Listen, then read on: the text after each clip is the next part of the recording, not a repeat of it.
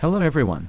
I know you used this video to fall asleep, but before you do, let me know where you're from and what time you're watching. Now just get cozy and enjoy. I've been a songwriter for as long as I can remember. It's not like I chose it though. It was something that just happened. You know how some people are born with a knack for painting, dancing, or making incredible food? For me, it was lyrics. Words flowed out of me like water from a faucet, and it felt good. Therapeutic even. But recently, songwriting started to feel a little different. It started a few months ago. I was sitting at my desk, the usual spot where I'd write my songs. The soft glow of the lamp was the only light in the room, casting faint shadows on the walls. I had my notebook open in front of me, my pen poised to write something down. My guitar rested against my chair, ready for me to strum some chords and see if any magic happened. It was a routine I had followed for years. A routine that had never caused me any kind of discomfort. But that night, something changed. I was in the middle of writing a new song, something about heartbreak. It wasn't my best work, but it was coming along. I had just written a line about feeling lost when I glanced down at the page to see the next line already written. That's when I froze. The line was there, clear as day. The night the fire started, you were alone, weren't you? I didn't write that. I was sure of it. I hadn't even thought about fires or being alone or anything like that. I just stared at the words, trying to figure out what was going on. Maybe I had written it without realizing, but that didn't make sense.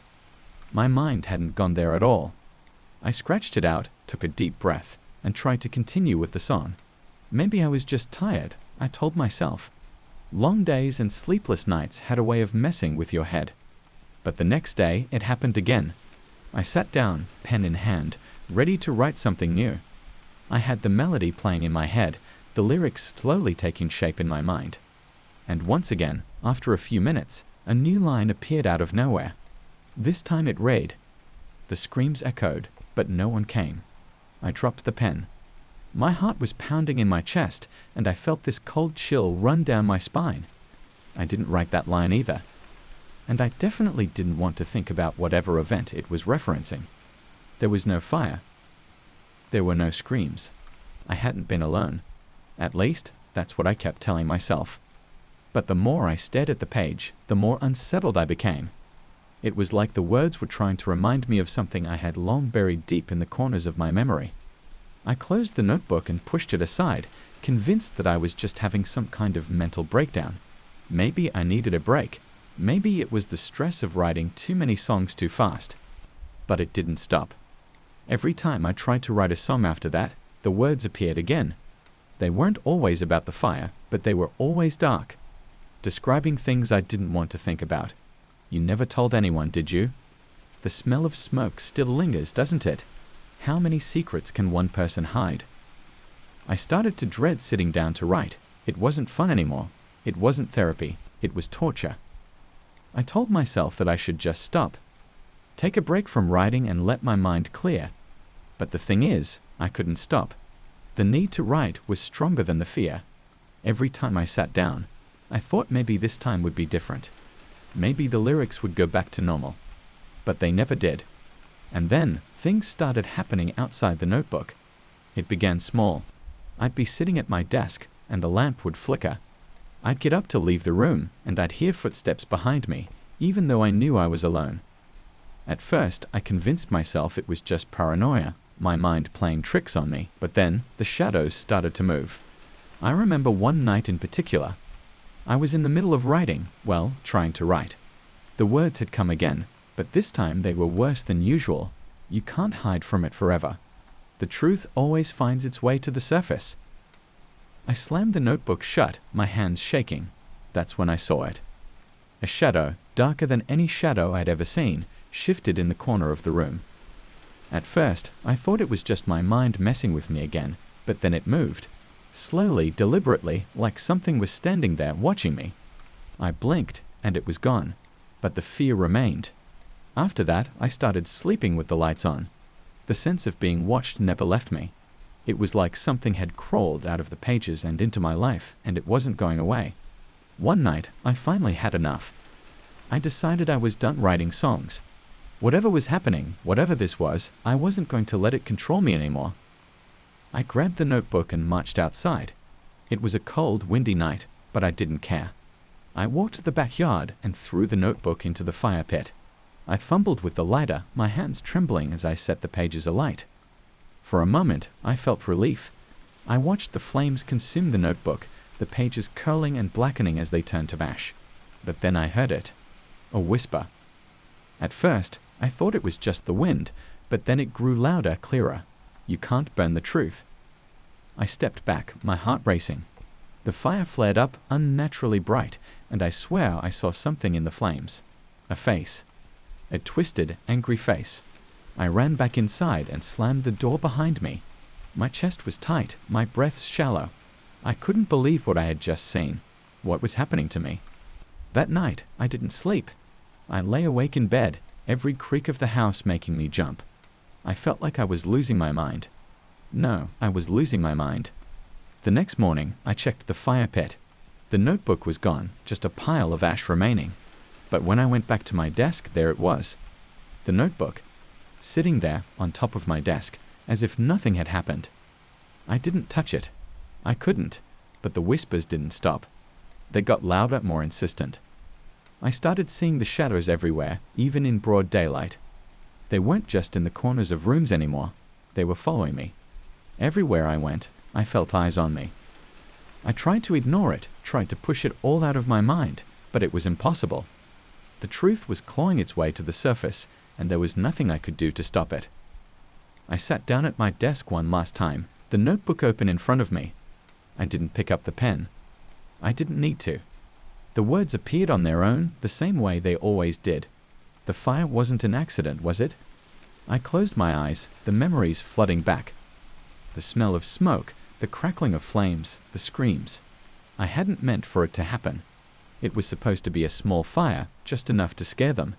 But things had gotten out of control, and I hadn't been able to stop it. I opened my eyes, and the words were still there, staring back at me, accusing me. I heard a knock at the door.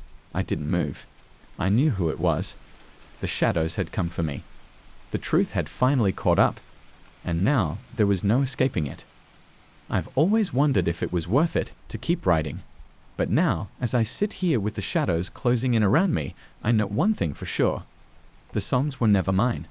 They belonged to the past, and the past always gets its due. I'm not one to believe in the supernatural, or at least I wasn't. My name's Luca, and I've been a gondola operator in Venice for about 15 years. In that time, I've seen the usual stuff. Tourists snapping selfies, couples sipping wine, and kids tossing bread to the pigeons. Venice is beautiful, sure, but when you see it every day, it becomes ordinary, predictable. At least it did until a few months ago. There's this part of the canal, just off the main tourist routes, where you'll find old, abandoned buildings. Most people don't even know about it, and even if they did, they wouldn't care. The city's got plenty of old, crumbling buildings, but this one, in particular, always gave me a weird feeling.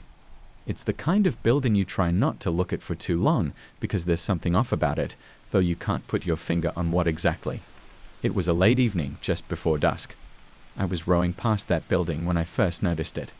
The windows had light, soft, flickering lights, as if there were candles lit inside. But that didn't make sense. The place was supposed to be abandoned. No one had lived there in decades. I stopped rowing for a second and stared at it, trying to figure out what I was seeing. I leaned over the side of the gondola to look at the reflection in the water. You know how Venice is. The water's like a mirror when it's still. I swear, the reflection showed the windows glowing brightly, like there was a party inside, but when I looked back up at the actual building, the windows were dark. I laughed it off at first.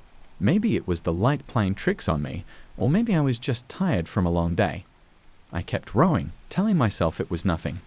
But it wasn't nothing. The next day, I made it a point to avoid that stretch of the canal. It had creeped me out more than I wanted to admit. But the thing about Venice is that no matter how much you avoid something, eventually you'll have to pass it again. It was about a week later when I found myself rowing past that same building. This time, it was much later in the evening, nearly midnight. I wasn't even thinking about the building, just minding my own business, trying to finish up my last ride of the day, when I saw the lights again. This time, it was even weirder. The lights weren't just flickering, they were moving. It was like there were people inside, walking around with candles. I could see shadows shifting in the windows, and the reflection in the water showed everything more clearly than I could see with my own eyes. I pulled my gondola over to the side of the canal and stared at the building, my heart pounding. The windows themselves were dark, but the reflection in the water was alive with light and movement. I knew something was wrong, something beyond my understanding, but curiosity got the better of me. I tied up the gondola and stepped onto the narrow strip of stone that ran alongside the canal. The building looked even more run down up close, cracked walls, broken windows, and an air of neglect that seemed to hang around it like a cloud. I should have turned around, but I didn't. Instead, I walked up to the door. It was unlocked. Now, I've been in a lot of old buildings before. Venice is full of them, and they all have that musty, decaying smell. But this place was different. The moment I stepped inside, the temperature dropped like I'd walked into a freezer. The air was heavy, thick with something I couldn't quite place, and the silence was so complete it hurt my ears. There were no lights, no candles, no lanterns, nothing. But in the reflection on the canal, I had seen lights, hadn't I? I wandered through the building, my footsteps echoing on the stone floors. Each room was empty, covered in dust and cobwebs. Yet every now and then, I'd catch a flicker of movement in the corner of my eye, or hear the faint sound of voices. The deeper I went, the louder the voices became, though I couldn't understand what they were saying. It was like they were speaking in a language I'd never heard before. The hairs on the back of my neck stood up, and I knew I should leave. But something was pulling me in, drawing me further into the building, deeper into whatever was happening here. I reached the central room, a large open space with a massive fireplace. It was empty like the rest of the building, but the voices were louder here, almost as if they were coming from the walls themselves. I walked over to the fireplace, and that's when I noticed something strange. The soot in the fireplace, it wasn't black. It was red. Before I could process what I was seeing, the air around me shifted. It felt like the walls were closing in, and the temperature dropped even further. I turned around to leave, but the door I had come through was gone. In its place was a solid wall of stone. Panic surged through me. I ran to the nearest window, but when I looked out, the canal was gone. The reflection, the one that had shown the lights, it wasn't outside anymore. It was in the room with me. The lights, the figures, the shadows, they were all there, surrounding me, but they weren't human. They were twisted, contorted shapes, their faces hidden in shadow, their bodies stretching unnaturally. I stumbled back, my heart racing, and that's when I saw her. A woman, standing in the corner of the room, her back to me. She was wearing an old-fashioned dress, torn and dirty, and her hair hung down in matted strands. I called out to her, hoping she was real, hoping she could help me. She didn't move. I took a step toward her, and that's when I noticed the water. It was seeping in through the cracks in the walls, slowly filling the room. The water was black, thick, and cold. It rose quickly, covering my feet, then my ankles. I called out again, but the woman remained still. The water continued to rise, and I knew I had to get out of there, but every exit was blocked. The windows were sealed shut, and the walls had no doors. I was trapped. The shadows in the room moved closer, their voices growing louder, more insistent. They weren't speaking, they were chanting. And then the woman moved. She turned around slowly, her face still hidden beneath her hair. But I didn't need to see her face to know that something was terribly wrong. The air around her crackled with energy, and the water surged up to my waist, freezing cold and thick like tar. I tried to move, but my legs were numb, and the shadows were closing in. She raised her head, and for the first time, I saw her face, or what was left of it. Her skin was pale, almost translucent, with dark veins running beneath the surface. Her eyes were hollow empty, as if someone had scooped them out, and her mouth, her mouth, was twisted into a grotesque grin, filled with sharp, jagged teeth. I screamed, but no sound came out. The water was up to my chest now, and the shadows were wrapping around me, pulling me down. The woman stepped closer, her grin widening, and I knew this was the end. The last thing I remember is the water filling my lungs, cold and suffocating, as the shadows dragged me down into the darkness. The woman's face hovered above me, her empty eyes staring into mine, and then everything went black. I don't know how long I was out. When I woke up, I was back in my gondola, floating in the middle of the canal. The building was gone, and the water was calm. But the reflection, God, the reflection was still there. The lights, the figures, the woman, they were all still there watching me. I never rode past that building again. But sometimes, late at night, when the canal is still and the moon is high, I swear I can see the lights in the water. And every time I do, I remember the woman's face, her twisted grin, and I wonder if one day she'll come back for me. It started with a hum, something I'd never heard before. But when I did, I knew it instantly. You know that feeling when you recognize something familiar, but you can't quite place where or when? Yeah, it was like that. My name's Tom, and I'm a beekeeper. I've been tending to bees for years now, finding peace in their delicate balance of life. There's something soothing about the way they work, buzzing with purpose, all moving toward a common goal. My little hive, hidden in the countryside, was my safe place. No one came out here but me, and that was just the way I liked it. It was quiet, peaceful, at least, until the day I found the hive. I'd been noticing something strange for a few days. It wasn't much at first, just a shift in the usual rhythm of the bees. They'd become slower, more deliberate. At first, I chalked it up to the changing season, but something about it nagged at me. Then, I started hearing the hum. Not the usual buzzing you'd expect from a bee colony. It was lower, more musical. Almost like a song, if you listened hard enough. And I swear, it was the same tune I'd been hearing in my dreams. For a week, I'd been having this recurring dream. It was always the same. I'd be standing in the middle of a field, the grass tall and waving in the wind. Somewhere far off, I'd hear music, just a soft, lilting melody. It was comforting in a way. But no matter how far I walked, I could never find where it was coming from. Every night, I woke up right before I reached the source. So you can imagine my surprise when I started hearing the same sound in the waking world. I couldn't shake it. The hum had embedded itself in my mind, twisting around my thoughts until I couldn't focus on anything else. I had to find out where it was coming from. That's how I ended up in the woods behind my house, following the sound like some kind of crazed bloodhound. The deeper I went, the louder the hum became, growing more distinct, more like the dream song. The air felt heavy, thick with something I couldn't name. My heart pounded, not out of fear, but something else.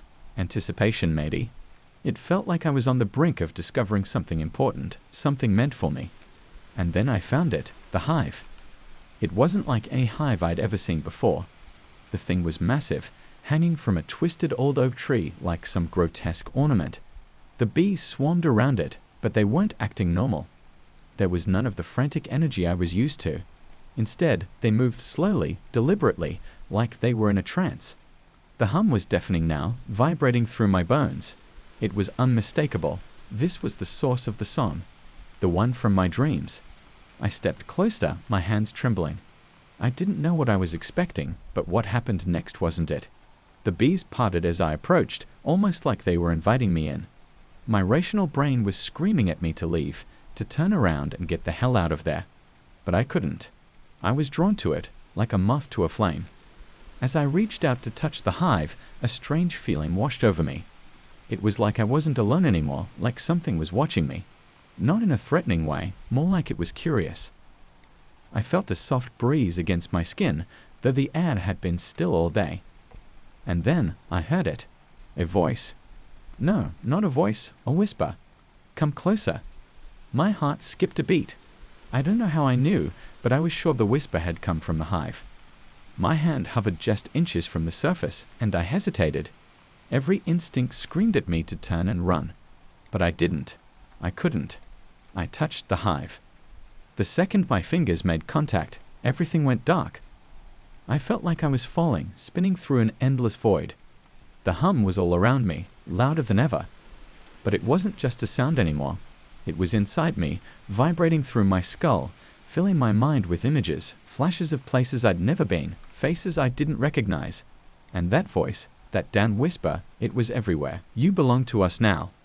When I finally came to, I was lying on the ground, my head pounding like I'd been hit by a truck. The hive was still there, hanging from the tree, but the hum was gone. The bees moved normally now, buzzing around like nothing had happened. But I knew better. Something had happened, and I could feel it. Deep inside, something had shifted. I tried to shake it off, tell myself it was all in my head. But the dreams, they came back, worse than before. Now, when I stood in the field, I wasn't alone.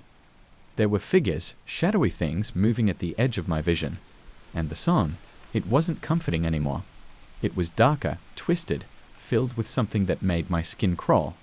I stopped going into the woods after that. I figured if I stayed away from the hive, everything would go back to normal. But it didn't. The hum followed me, creeping into my waking hours. It was always there, just on the edge of my hearing, like a radio station stuck between frequencies. And then the bees started acting weird. It was subtle at first, just a few strays hanging around my house, buzzing against the windows. But then they multiplied. They were everywhere, swarming around the yard, covering the porch. No matter how many I brushed away, more came. And it wasn't just at home. Every time I left the house, they followed me, buzzing around my head like a living shadow. I swear, they were watching me, waiting for something. The worst part was the whispers. They'd started out soft, just barely noticeable under the hum. But now, they were louder, clearer. And they weren't asking me to come closer anymore. You belong to us. I tried everything to get rid of them. I stopped tending to my other hives, hoping they'd leave me alone. But it didn't help. If anything, it made things worse. The bees became more aggressive, swarming around me in thick clouds, stinging me until my skin was raw and blistered. I'd wake up in the middle of the night, covered in welts, the hum filling my head like a fever. One night, after another particularly brutal attack, I snapped. I grabbed a can of gasoline and headed for the woods. I didn't care what the hive was, what it wanted. I was going to burn the thing to the ground. As I marched through the trees, the hum grew louder, but this time it wasn't just in my head. It was real, vibrating through the air like a warning. When I reached the clearing, the hive was still there, hanging ominously from the twisted oak. The bees swarmed around it, thicker than ever, but I didn't care. I doused the hive in gasoline, the liquid soaking through the waxy exterior. My hands were shaking as I struck the match, but I didn't hesitate. I tossed it at the hive and watched as the flames roared to life. For a moment, I felt a strange sense of relief, like I'd finally broken free. But then the screaming started. It wasn't the bees, it was something else, something deeper, more primal. The flames twisted and writhed, the smoke rising in thick, black columns. And in the fire, I saw them. The shadowy figures from my dreams, their eyes glowing with a sickly yellow light. The last thing I remember before everything went black was the whisper, louder than ever. You belong to us now. When I woke up, the hive was gone, reduced to a smoldering pile of ash. The bees were nowhere to be seen. For the first time in weeks, the hum was gone. But the relief didn't last long. I noticed it the next morning when I looked in the mirror. There, just beneath my skin, was movement. Something small, something buzzing. And I knew, without a doubt, that I wasn't alone anymore. I never would be. There's something about being out in the wilderness that gets to you. The quiet, the isolation. It can twist your thoughts, make you see things that aren't there. But see, I never had that problem. I grew up in it. The wide, open spaces of the mountains were my playground, and the endless sky was my roof. So when I started prospecting, it felt like a natural fit. No office job could ever tie me down. I needed to be out there with the trees and the wind and the dirt under my fingernails. Which is why, when I found that vein of gold up in the mountains, I thought I'd struck the mother lode. I wasn't new to prospecting. I'd found small bits of gold before, little flakes and the occasional nugget, but nothing like this. This vein, it wasn't just a streak in the rock. No, this thing practically glowed. A soft, warm light, like a candle burning just beneath the surface. It was mesmerizing, almost as if it was alive. I know it sounds crazy, but when you've spent as much time alone as I have, you start believing in the things your gut tells you. The thing is, no one else knew about this spot. It was deep in the mountains, far from any trails or old mining claims. I'd been following a hunch, exploring a narrow canyon that didn't even show up on most maps. Just me, my pack, and my trusty pickaxe. When I first saw that flicker of gold, I thought it was the light playing tricks on me. But when I got closer, it became clear this was real. A gold vein, thicker than my arm, running through the stone like veins of blood under skin. The first time I tried to dig it out, I felt the strangest thing. As my pickaxe hit the rock, the vein seemed to move. I stopped, blinked, and swung again. This time, it shifted, almost imperceptibly, but enough to make me pause. I crouched down, running my fingers over the stone. The gold was still there, shining softly, but something was different. It was as though the gold had slid just a few inches to the left. Now, I've heard stories about veins of gold collapsing, about the ground shifting when you hit a rich deposit, but this felt different, almost like it was deliberate. But I wasn't about to be scared off by some weird rock formation. Not when I was sitting on what could be the find of a lifetime. So I kept digging. And every time I struck the rock, the gold shifted again. Sometimes just a fraction of an inch, sometimes a foot or more. It never went far enough to make me lose it completely, but it was like it was toying with me. No matter how hard I swung, no matter how carefully I worked, I couldn't get my hands on that gold. I spent hours there, hacking away at the stone, chasing the vein as it moved through the rock. I could feel the sweat dripping down my back, my arms aching from the effort, but I couldn't stop. The more it moved, the more determined I became. I was so close. I could almost feel the gold in my hands, almost taste the fortune it promised. As the sun began to set, casting long shadows across the canyon, I finally stepped back. I was exhausted.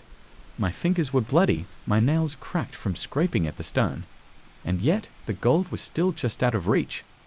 I sat down, my back against the cool rock, and tried to calm my racing thoughts. That's when I felt it, a low, steady pulse coming from deep within the ground.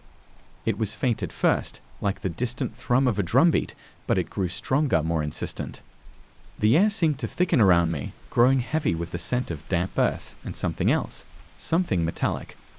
I could hear a faint whispering just on the edge of my consciousness. It was almost like the wind through the trees, but not quite. It had a rhythm to it, a pattern. Words, maybe, though I couldn't make them out. My heart began to race again, but this time it wasn't excitement driving me, it was fear. I scrambled to my feet, looking around for any sign of what might be causing the sound, but there was nothing. Just the darkening canyon walls and the slowly pulsing vein of gold. I should have left then. I should have packed up my gear and gotten the hell out of there, but I didn't. I couldn't. That gold, that goddamn glowing gold, it was like it had hooked into my brain, pulling me back every time I tried to walk away. So I stayed. I set up camp a little ways off, keeping the gold within sight. All night, I lay in my sleeping bag, staring at the spot where the vein glimmered softly in the moonlight. I didn't sleep. Every time I closed my eyes, I heard that whispering again, louder now, more distinct. And the pulse, it was stronger too, like a heartbeat beneath the earth. I could feel it in my bones, thrumming with an ancient rhythm that I couldn't understand, but knew instinctively was not meant for me. When morning finally came, I didn't feel rested, but I was more determined than ever. I grabbed my pickaxe and marched straight back to that vein. It was still there, still glowing, still shifting just out of reach. But something was different now. The rock around it looked softer, almost like it had been eroded overnight, worn away by unseen hands. The ground beneath my feet felt less solid too, like it was hollow, barely holding itself together. Still, I swung my pickaxe. This time, when the metal struck stone, the entire ground shuddered. The pulse was back, stronger than ever, vibrating up through my boots. I took a step back, my breath coming in short, panicked gasps. I didn't want to admit it, but I was terrified. The gold was still there, gleaming, beckoning, but now there was something else too. A darkness creeping in from the edges of the canyon, swallowing the light, the air, everything. I tried to move to run, but my legs wouldn't respond. I was frozen in place, watching as the gold began to shift again, but this time it wasn't just sliding through the rock, it was melting. The soft, warm glow spread out, turning the stone to liquid, like molten metal pouring through the cracks in the earth. And then, from the center of the melting gold, something emerged. I don't know how to describe it. It wasn't human, but it wasn't an animal either. It was tall, impossibly tall, and it shimmered with the same golden light that had lured me here in the first place. Its face, or what passed for a face, was featureless, just a smooth golden surface that reflected nothing. but I could feel its eyes on me, cold and ancient, and filled with a malice that chilled me to my core. The whispering grew louder, the words clearer now. They weren't coming from the wind. They were coming from it. And I understood them. Just a few words, over and over again, in a voice that was older than the mountains themselves. Come closer. Dig deeper. Find the gold. I tried to scream, but no sound came out. My throat was dry. My lips cracked from the heat radiating off the thing in front of me. The ground beneath me gave way, and I fell, tumbling into a pit of liquid stone, molten gold swirling around me. It burned, oh God, it burned like nothing I've ever felt. But I couldn't move. I couldn't even thrash. I was sinking, being swallowed by the very thing I had come to claim. The last thing I remember before the darkness took me was the creature's whisper, soft and soothing now, as it pulled me down into the earth. Find the gold. Stay forever. And then nothing. I've been a cobbler for about 30 years, give or take. I'm not much for drama or big city lights, which is why I chose this line of work. Fixing shoes is simple. People walk in with worn soles or busted heels, and I fix them.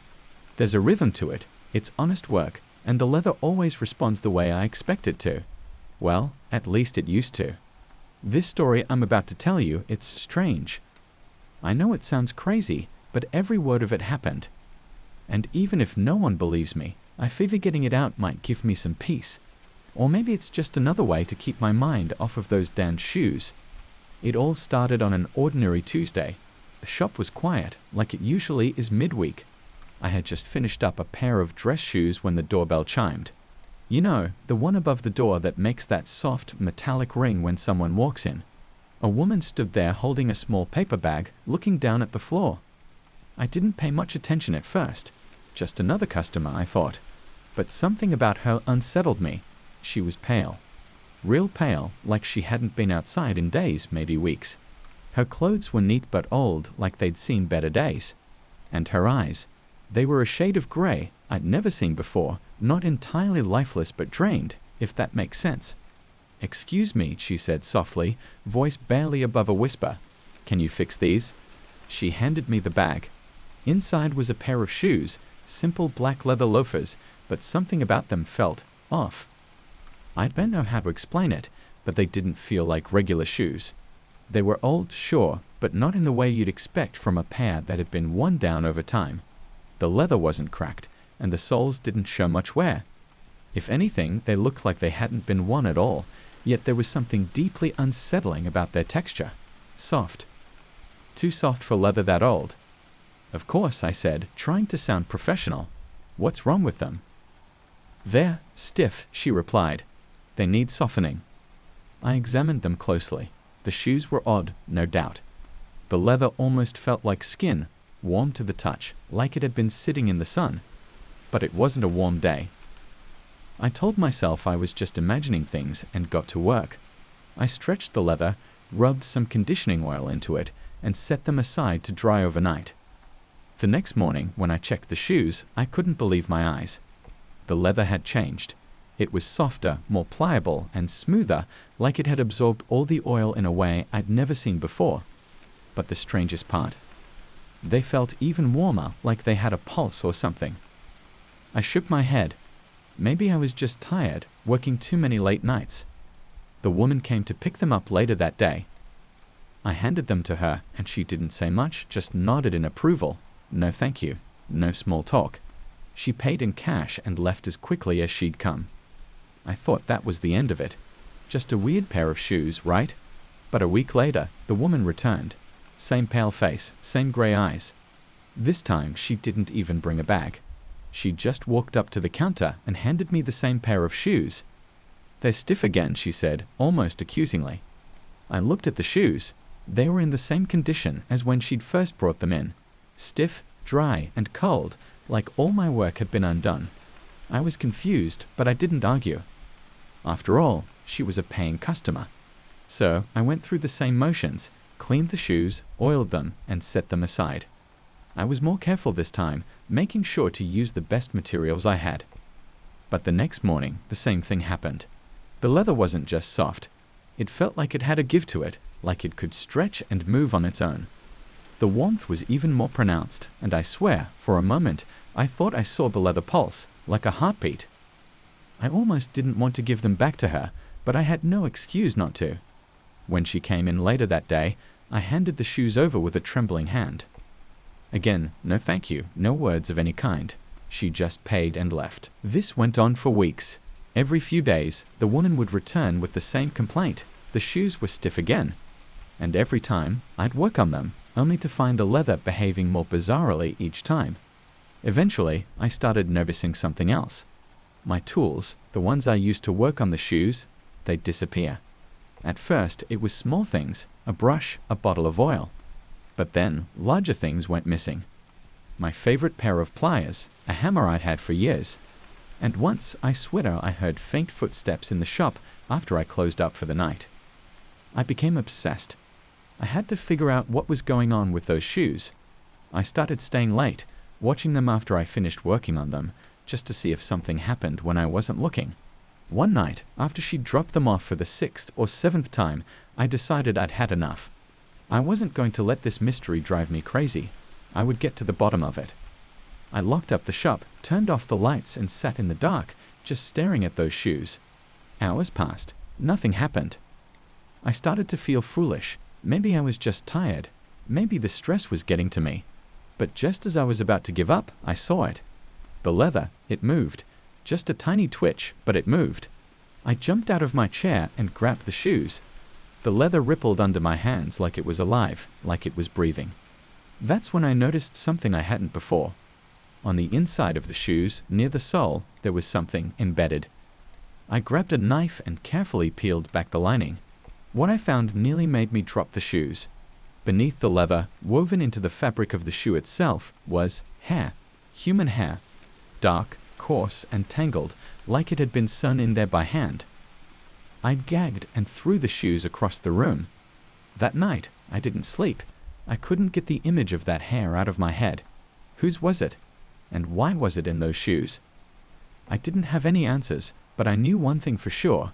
Those shoes weren't normal. They weren't right. I had to get rid of them. The next day, when the woman came back, I told her I couldn't fix them anymore.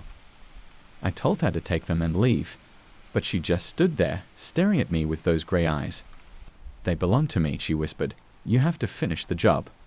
I tried to refuse, but something in her voice, in her eyes, made me freeze. I couldn't move, couldn't speak. All I could do was take the shoes and nod. That night, I did something I never thought I'd do. I set the shoes on my workbench, took a deep breath, and grabbed my knife again. I cut deeper into the shoes this time, peeling back the layers of leather until I reached the core. What I found there was worse than I could have imagined. Inside the shoes, beneath the leather and the hair, was flesh. Human flesh. It was thin and stretched tight, like it had been grafted onto the shoes, and it was warm. Warm and pulsing, like it was still alive. I dropped the knife and stumbled back, my heart pounding in my chest. I didn't know what to do, what to think.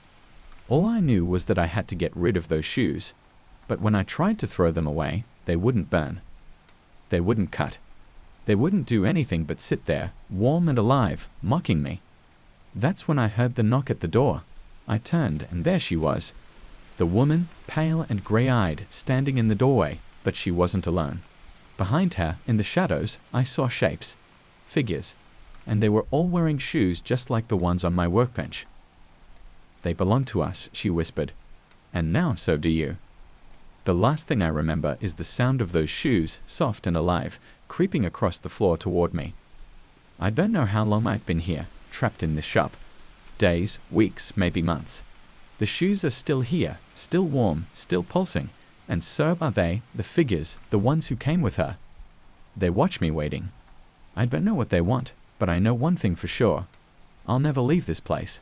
Not alive, anyway.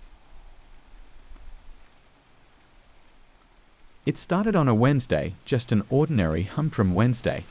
I've been a knife sharpener for over 20 years, spending most of my life in a small, cluttered workshop on the outskirts of town. I sharpen all kinds of blades, kitchen knives, hunting knives, even swords from some of the history buffs who come through. It's repetitive work, but it's honest, and people always need sharp knives. That Wednesday, though, wasn't going to be like the others. I didn't know it at the time, but something was about to happen that would change everything. I remember the man who brought it in.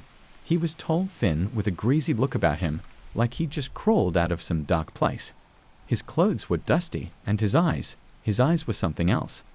They didn't match his face, which looked tired and worn, but his eyes were sharp, clear, like he was seeing straight through me. It was unnerving. "I need this blade sharpened," he said, pulling a knife from a tattered leather sheath. He handed it to me across the counter without much thought, but the moment I touched it, I felt a chill creep up my arm. It wasn't cold to the touch. Actually, it felt oddly warm, but there was something else about it, something I couldn't put my finger on. The blade itself wasn't anything special at first glance. A simple hunting knife, maybe a little older, with a dull edge that had clearly seen better days. But when I held it up to the light, I noticed the metal wasn't like anything I'd worked with before. It was darker, almost like it absorbed the light instead of reflecting it. The guy didn't say much after handing me the knife. He just nodded when I told him it'd be ready in a couple of days and walked out, leaving me standing there, staring at this strange blade. I should have known something was wrong when I tried to sharpen it. Every knife I've ever worked on responds in a certain way. The scrape of metal on stone, the feel of the edge getting sharper as I go. But this one didn't change. I worked on it for hours, but the edge never dulled, never sharpened. It was like the knife didn't need me. That's when I first heard it, the faintest sound, like chanting, drifting in from somewhere far off. At first, I thought it was just my mind playing tricks on me. It had been a long day, and I was tired. I dismissed it and went to bed that night, but the chanting stayed with me, lingering in the back of my mind like a distant memory. The next morning, I went back to the workshop. The knife was still there, sitting on the workbench where I'd left it. I picked it up, and there it was again, the chanting. It was clearer now, louder, like it was coming from right behind me. I spun around, expecting to see someone standing there, but the workshop was empty. I set the knife down and stepped back, my heart pounding. The chanting stopped immediately. I told myself I was just imagining things, that it was stress or fatigue, or maybe just the old building playing tricks on me. But I couldn't shake the feeling that there was something wrong with that blade, something deeply, deeply wrong. Over the next few days, the chanting grew louder every time I handled the knife. It wasn't just a distant murmur anymore. It was voices, many voices, chanting in a language I didn't recognize. They weren't loud, but they were persistent, growing clearer the more I touched the blade. I tried to return the knife to the man who brought it in, but he never came back. Days passed, and I called the number he'd left, but it was disconnected. I had no way to get rid of it, and something inside me, curiosity maybe, stopped me from just throwing it away. I felt drawn to it in a way I couldn't explain, like it was calling to me. Then things got worse. I started hearing the chanting even when I wasn't holding the knife. At first, it was just in the workshop, a soft hum in the background. But soon it followed me home. I'd be lying in bed, and there it would be, faint but unmistakable. The voices were growing stronger, more insistent. I was losing sleep, haunted by the constant sound. One night, I woke up in a cold sweat, the chanting louder than ever before. I could hear words now, but they still made no sense to me. My room was dark, but as I sat up, I saw a faint glow coming from the corner. The knife. I'd brought it home with me earlier that day without even realizing it. The glow wasn't bright, but it was enough to see by. I got out of bed and walked over to it, and as I did, the chanting grew louder still. My head felt like it was going to split open. I picked up the blade, and the moment my fingers wrapped around the handle, the voices stopped, dead silence. I stood there in the dark, holding the knife, waiting for something, anything to happen. But nothing did. The silence was worse than the chanting. It felt thick, oppressive, like the world had been sucked into a void. Then I saw something move in the shadows. It was small at first, just a flicker in the corner of my eye. But as I watched, the shadow grew, shifting and twisting until it took on the shape of a man, a tall, thin man with eyes that pierced through the darkness. The same man who had brought me the knife. "You shouldn't have touched it," he said, his voice barely more than a whisper. I tried to speak, but no sound came out. My throat was dry, my body frozen in place. "This blade was never meant for you," he continued, stepping closer. "It's old. older than you can imagine. It feeds on those who wield it, drawing them in slowly until there's nothing left.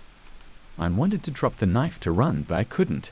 My fingers were locked around the handle, my feet rooted to the floor. The voices you've been hearing? They're the souls of those who've come before you, he said, his eyes gleaming in the darkness. And now you're one of them. With that, he vanished, leaving me alone in the room with the knife still glowing faintly in my hand. I don't know how long I stood there, staring at the blade, but when I finally managed to move, I ran. I ran out of the house, through the dark streets, not caring where I was going. I just needed to get away, but the chanting, it followed me. It's been weeks since that night, and the voices haven't stopped. They're louder now, clearer. I can hear them all the time, even when I'm not near the knife. They're in my head, whispering, chanting, calling to me. I tried to get rid of the blade, but no matter where I leave it, it always finds its way back to me. I've thrown it in rivers, buried it in the woods, but it always comes back. Always. I've stopped sleeping. The voices won't let me. They're getting stronger, more demanding. I don't know how much longer I can hold on. I'm writing this as a warning in case anyone finds me. If you come across the blade, don't touch it. Don't even look at it. It's cursed. It's hungry. And it's coming for you next. The last thing I'll say before the chanting drowns me out for good is this. I can feel it now, inside me, taking over. The knife isn't just a tool. It's a light feeding on my thoughts, my fears, my soul. There's no escape. When the chanting stops, so will I. Forever. I've always liked fishing, you know. There's something about the quiet solitude, the sound of the water gently lapping against the boat, and the idea that, for a few hours, it's just you and the vastness of nature. No distractions, no people. Just peace. Well, that was how I used to feel about it. Now, after what happened, I don't think I'll ever go back on the water again. And if you were in my shoes, you wouldn't either. This all started on one of my regular fishing trips. I live in a small town on the coast, not much to do around here but fish or drink, and sometimes both. I've fished every spot you could imagine around here. I've got my favorites, some that are hit or miss, and a few that are total busts, but you never really know with fishing, right? That's part of the fun. One day, I heard about a spot from an old guy who used to come into the bait shop. He looked, well, to be honest, he looked like hell. His skin was pale, eyes sunken like he hadn't slept in years, and his voice had this weird rust to it. You want real fish. He had croaked, leaning over the counter. Go to Blackwater Cove. I had never heard of the place, and I've been fishing these waters for decades. The name sounded ominous, but curiosity got the better of me. I asked around, but no one seemed to know where Blackwater Cove was, and the few people who did clammed up when I mentioned it. That just made me want to find it more. After digging through some old maps and taking a few guesses, I finally figured out where the cove was. It wasn't far from town, just tucked away from the regular fishing spots, hidden behind a cluster of rocks. Funny, I'd probably passed it 100 times without noticing. The next morning, I loaded up my boat and set out early. The sun was just starting to rise, casting an orange glow across the water. It was going to be a perfect day. When I reached Blackwater Cove, I knew right away I had found something special. The water was still, unnaturally so, like a sheet of glass.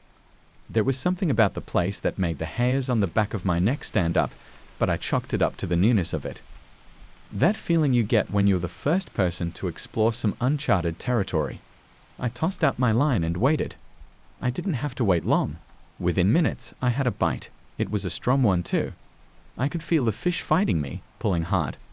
When I reeled it in, I was stunned. It was the biggest fish I'd ever caught, at least 20 pounds. But there was something weird about it. The eyes. Now, I know fish eyes aren't the most comforting things to look at on a good day, but these were different. They were too round, too glossy, almost like human eyes. They didn't have that dead, vacant look fish usually have. Instead, they seemed to be staring at me, really staring. I felt a shiver crawl up my spine, but I shrugged it off. A fish is a fish, right? I kept fishing, and man, every time I cast my line, I pulled something in. One after another, each fish bigger than the last, and each with those weird, unsettling eyes. I should have stopped, but I didn't. The greed took over. A fisherman like me doesn't walk away from a spot this good, no matter how strange it feels. By midday, I had a boat full of fish. The air was heavy with the smell of salt and slime, and I was drenched in sweat. That's when things started to get really weird. I was casting my line again when I heard something splash nearby, not like a fish jumping out of the water, but more like something large moving just beneath the surface. I looked out over the cove, squinting against the sun, but I didn't see anything. Then I felt it, eyes on me, not from the fish, but from the water itself. I know how this sounds, but it's the truth. I felt something watching me from beneath the surface, and it wasn't just one pair of eyes. It felt like dozens, hundreds maybe, all trained on me. I could almost hear whispers, but they weren't coming from the wind or the water. They were inside my head, soft and sinister, like they were trying to coax me into the depths. I told myself I was just tired, that's all. But when I looked down into the water, I swear I saw something move. Something dark and massive, lurking just below the surface. And those eyes, I could see them, glowing faintly, staring up at me. Panic gripped me, and I yanked my line in, but when I tried to start the motor, it wouldn't budge. The boat was stuck, unmoving, like something was holding it in place. My heart was racing now. I looked over the edge, and that's when I saw them. Hands. I'm not kidding. There were hands, human hands, reaching up from the water, their fingers curling around the sides of my boat. Pale, bloated, like they'd been in the water for years. I screamed and grabbed my knife, hacking at them, but every time I cut one away, more would appear. Dozens of hands, grabbing, pulling. I was losing it. I could hear those whispers growing louder, the voices becoming clearer. They were telling me to let go, to come into the water, to join them. I hacked and slashed, but it didn't matter. The boat was sinking. I don't remember exactly how I got out of there, but somehow I did. Maybe it was pure adrenaline, or maybe the whispers let me go on purpose. I don't know. But I got the motor running, and I sped out of Blackwater Cove as fast as I could, leaving behind the pile of fish with those cursed eyes and the voices that were still calling me. When I got back to shore, I was shaking so badly I could barely stand. I told a few people what had happened, but no one believed me. Why would they? It sounds crazy, I know. They just said I'd been out in the sun too long, or maybe I'd had a little too much to drink. But I know what I saw, and I know those whispers weren't just in my head. I tried to stay away from the water after that, but it didn't matter. The dream started a few nights later. I'd wake up in a cold sweat, my body drenched, like I'd been pulled under, gasping for air. In every dream, I was back in that cove, and the hands were pulling me down, deeper and deeper. And then there were the eyes. Everywhere I went, I'd see them. At first, it was just in my dreams, but then they started appearing in real life. I'd be walking down the street, and I'd catch someone staring at me, their eyes too round, too human. I stopped going out, stopped fishing, stopped talking to people. But the eyes, they're always there. I don't know how much longer I can hold on. The whispers are getting louder. They're telling me to go back, that they're waiting for me. And part of me wants to. I don't know what's in Blackwater Cove, but it's calling me. Maybe it always was. Maybe it's calling you too. If you ever find yourself near that place, do yourself a favor, stay away. Because once you look into those eyes, there's no going back. Not for me, not for anyone. I've always loved working in theater. There's something about the rush of a live performance, the smell of paint on a freshly built set, and the feeling of lights warming the stage that keeps me coming back. I'm a stage lighting designer, and I've been in the business for almost a decade. It's a job I've always been proud of. I'm good at it too. I can make a scene feel magical, intense, or even haunting, all with a few carefully placed lights. But lately, something's been happening, something I can't explain. It all started with a small, community theater production. Nothing fancy, it was a low-budget show, and we didn't have much to work with. The set was basic, and the cast was small, but I was determined to make it look good. I'd been hired to design the lighting, and even though the venue wasn't anything special, I was excited. It was a chance to experiment a bit, to try some new things. The first couple of rehearsals went smoothly. I adjusted the lights, got the cues ready, and everything seemed normal. But then one night, I noticed something strange. We were in the middle of a run-through when I saw it for the first time. A shadow just at the edge of the stage. At first, I thought it was one of the actors, but when I looked closer, I realized there was no one standing there. The shadow moved slightly, as if shifting in place, but there was nothing that could be casting it. I shrugged it off, assuming it was just a trick of the light. After all, shadows can be unpredictable, especially with all the different angles and intensities we use in stage lighting. But the next night, it happened again. This time, the shadow wasn't just standing at the edge of the stage, it seemed to be creeping toward the center. I watched it, frozen, as it stretched longer, almost as if it had a mind of its own.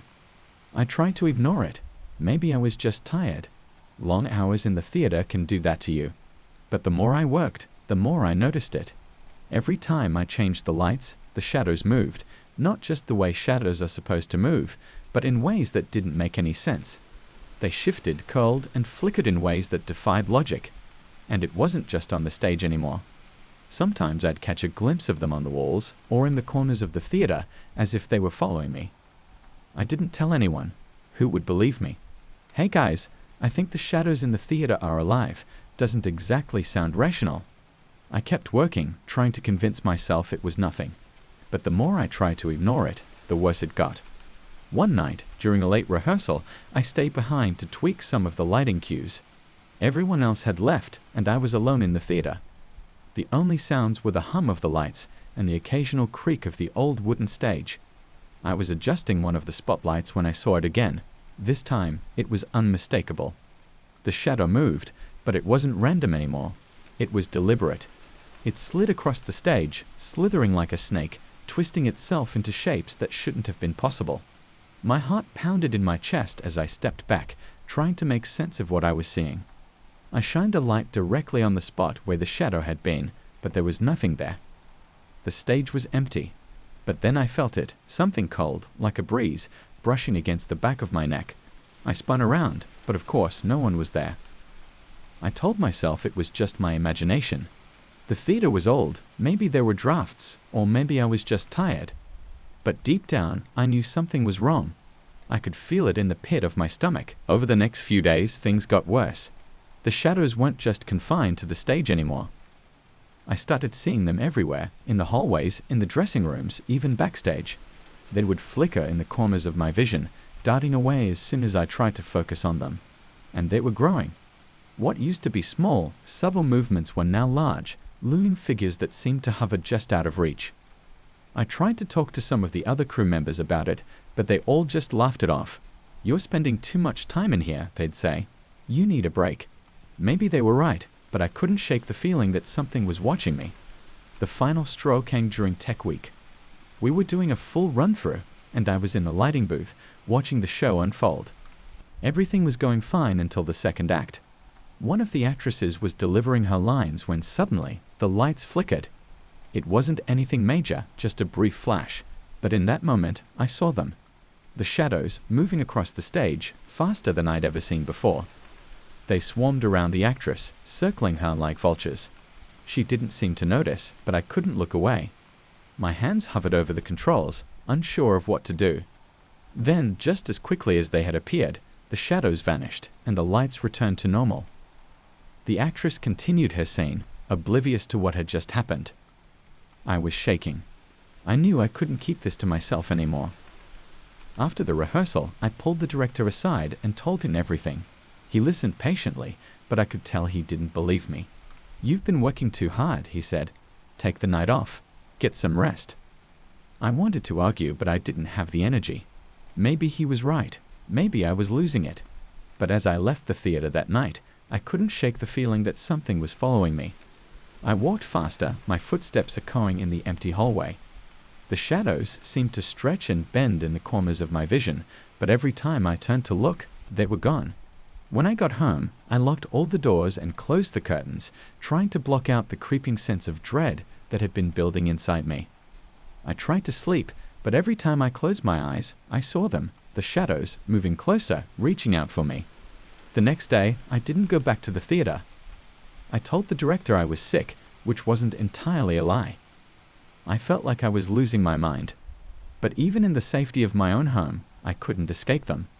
The shadows were there too, slipping through the cracks in the curtains, pooling in the corners of the room. By the time opening night arrived, I knew I couldn't avoid it any longer. I had to go back. I had to see if it was all in my head, or if something more sinister was at play.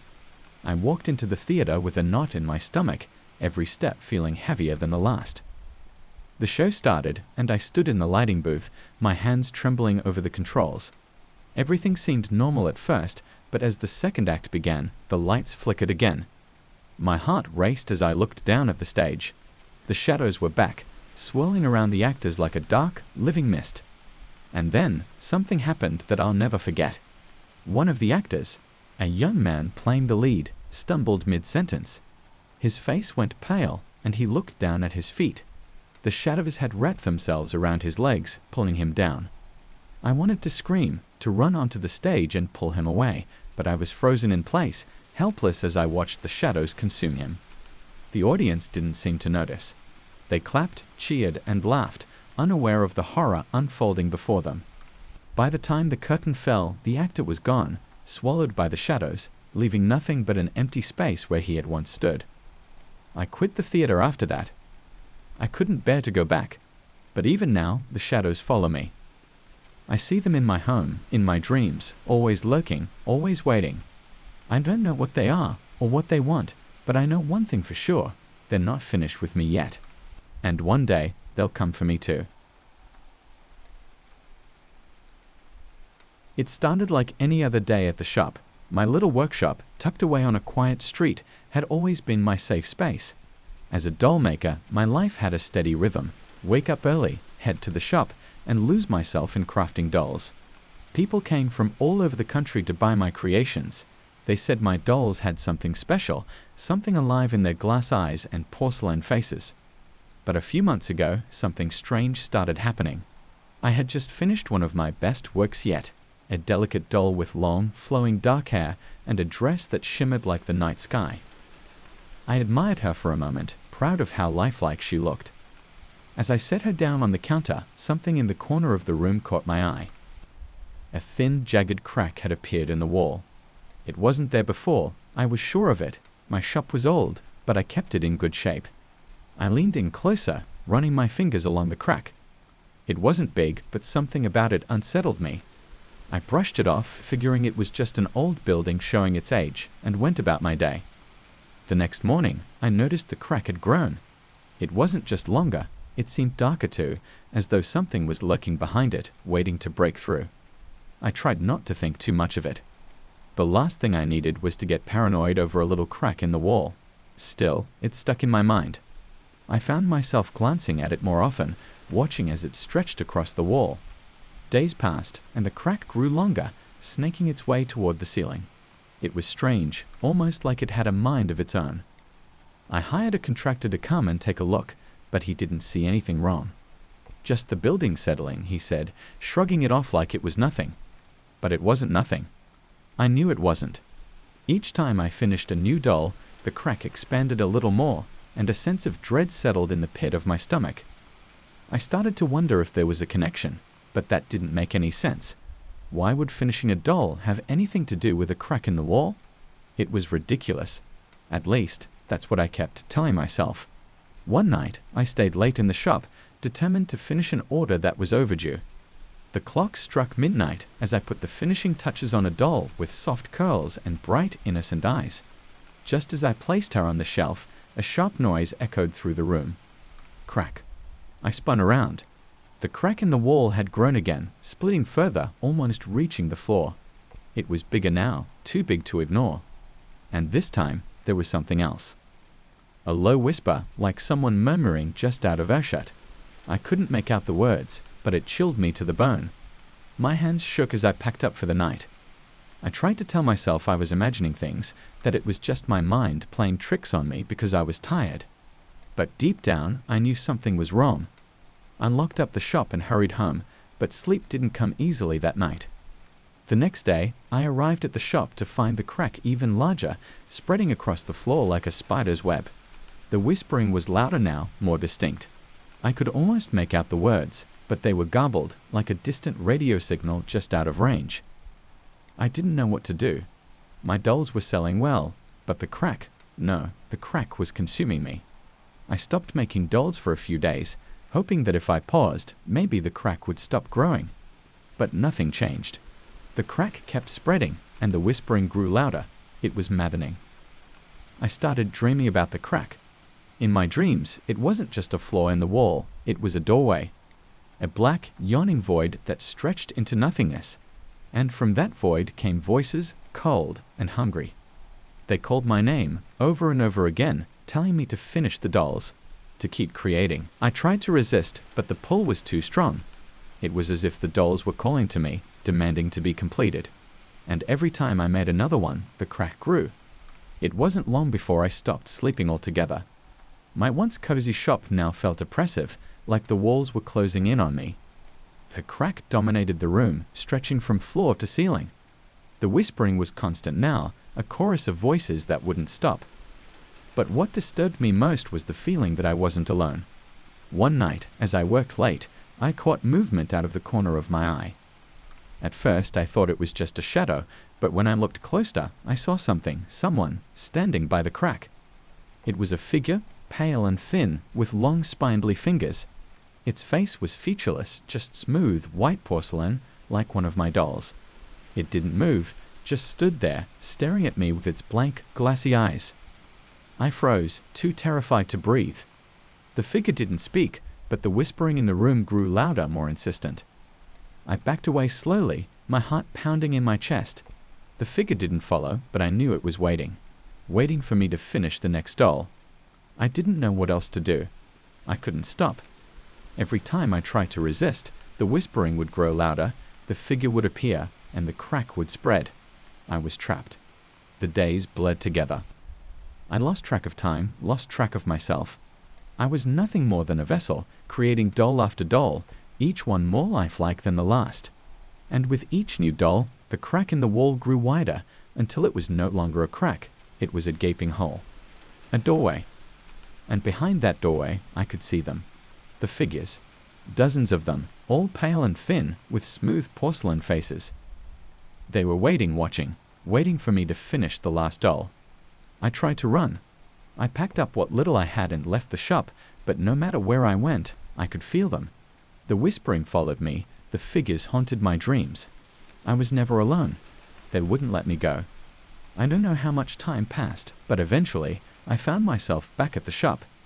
I didn't want to go back, but I had no choice. They called to me, pulling me back to the crack in the wall.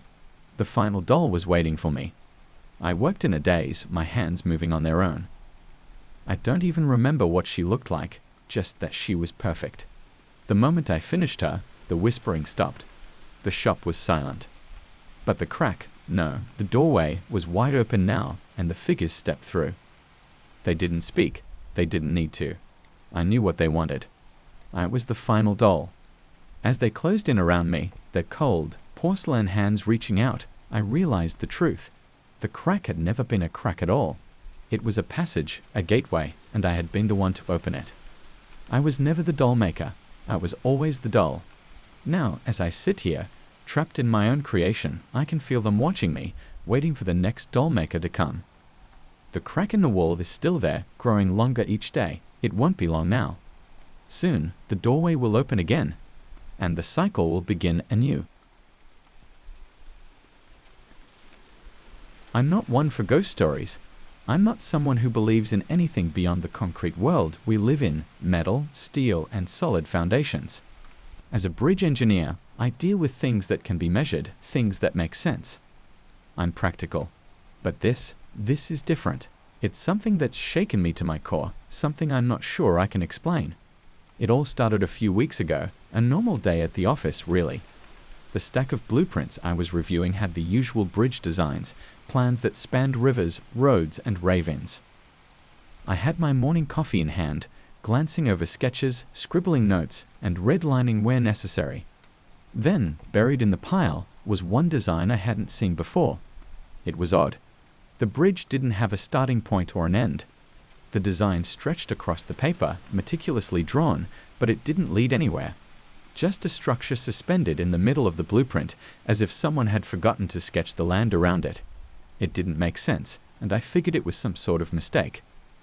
I crumpled it up and tossed it in the trash, moving on to more pressing projects. The next day, it was back on my desk. At first, I thought it was some office prank. I had a reputation for being too serious, too straight-laced, and maybe one of my coworkers had decided to mess with me. I crumpled it again, this time shoving it deep into the trash can under my desk. But the next morning, it was there again. Unfolded, smooth, laid out neatly in the center of my desk as if it had never been crumpled at all. This time, I stared at it a little longer. The design was elegant, too detailed for a joke. The lines were sharp, clean, and precise, every angle carefully calculated. But still, it didn't make any sense. There was no indication of where it was meant to go, no terrain or topography to explain what it was crossing. It was just a bridge hanging in the void. I decided to ask around the office. No one admitted to knowing anything about it. Everyone seemed genuinely confused, some even curious, but no one confessed to leaving it on my desk. A few joked about it being cursed, but I wasn't laughing. I scanned it into my computer, thinking maybe there'd be some digital record, some explanation. But the file refused to upload. No matter what I did, it wouldn't register on my system. It was as if the design didn't exist outside of that physical piece of paper. Over the next few days, I tried everything. I threw the blueprint away, shredded it, even burned it in my kitchen sink at home. But every morning, without fail, it was back on my desk, pristine, as if I'd done nothing to it. I started losing sleep. My coworkers noticed the bags under my eyes, the way my hands shook as I shuffled through paperwork. I couldn't concentrate on anything else. All I could think about was that bridge, the one that led nowhere. It was consuming me. I stopped going out, stopped talking to people. I just wanted to understand what it meant. One night, I had a dream. I was standing on a bridge, the same one from the blueprint. It stretched out in front of me, disappearing into the mist. There was no ground beneath it, just a yawning abyss. The wind whipped around me, cold and biting, but I couldn't move. I felt drawn to the end, to the place where the bridge disappeared into the fog. I took a step forward, then another. The bridge creaked under my weight, and the mist swirled around me, but I couldn't stop myself. It was like something was pulling me, calling to me. And just as I reached the edge, I woke up, drenched in sweat, my heart pounding. The blueprint was lying on the pillow next to me. That's when I knew this wasn't a prank. This wasn't something explainable. It was something else, something dark, and it wanted me to follow it. I spent the next few days researching, trying to find any mention of bridges that didn't lead anywhere, designs that appeared out of nowhere. I scoured old architectural texts, legends, and folklore, hoping to find something, anything, that could explain what was happening. And then I found it. Buried in an old book about cursed structures was a story about a bridge that led to the unknown. According to legend, an architect in the 1800s had designed a bridge that wasn't meant to cross any land or water. It was meant to cross into the afterlife. The bridge was said to be cursed, and anyone who built it or tried to understand it would be drawn to the other side, to whatever lay beyond the veil of death. The more I read, the more terrified I became. The blueprint, it seemed, was an invitation, a trap. And the more I engaged with it, the more I was pulled toward whatever was waiting on the other side. I tried to stop thinking about it, tried to ignore the blueprint when it appeared on my desk. But every time I did, the dreams got worse. I'd wake up in the middle of the night, standing in front of the mirror in my bathroom or in my kitchen, holding the blueprint in my hands, staring at it, as if it had some hold over me. I wasn't safe even in my own mind. Then one night, the dreams changed. I wasn't alone on the bridge anymore. There was something waiting for me at the end. A figure, tall and dark, shrouded in the mist. I couldn't see its face, but I knew it was watching me, waiting for me to come closer. I felt my feet move, drawn to it like a magnet, unable to resist. And as I reached the figure, it extended its hand, beckoning me forward. I woke up screaming. I couldn't take it anymore. I needed to know what was happening, why this blueprint was haunting me. So I did the only thing I could think of.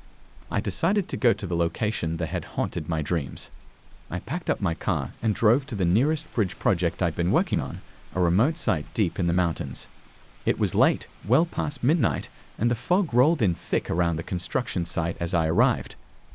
There was no one else there, just me and the skeleton of the bridge we'd been building for months. The blueprint was in my hands again, though I couldn't remember grabbing it from my desk.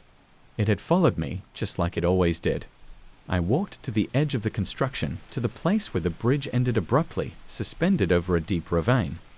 The mist swirled around me, and for a moment, I thought I could hear something, whispers, maybe, or the faint hum of voices. And then I saw it. The bridge. Not the one we'd been building, but the one from the blueprint. It stretched out in front of me, solid and real, disappearing into the fog just like in my dreams. I felt a cold chill run down my spine, and my hands trembled as I stepped onto it. The structure groaned under my weight, but it held firm. 1 step, 2 steps. The fog thickened around me, and the whispers grew louder, filling my ears. I felt that pull again, that same force drawing me forward toward the end. I knew what was waiting for me there, but I couldn't stop. As I reached the middle of the bridge, I saw the figure again. It was clearer now, more defined. Tall, dark, and menacing, its face still hidden in the shadows. It extended its hand, just like before. And I took it. No one ever found me.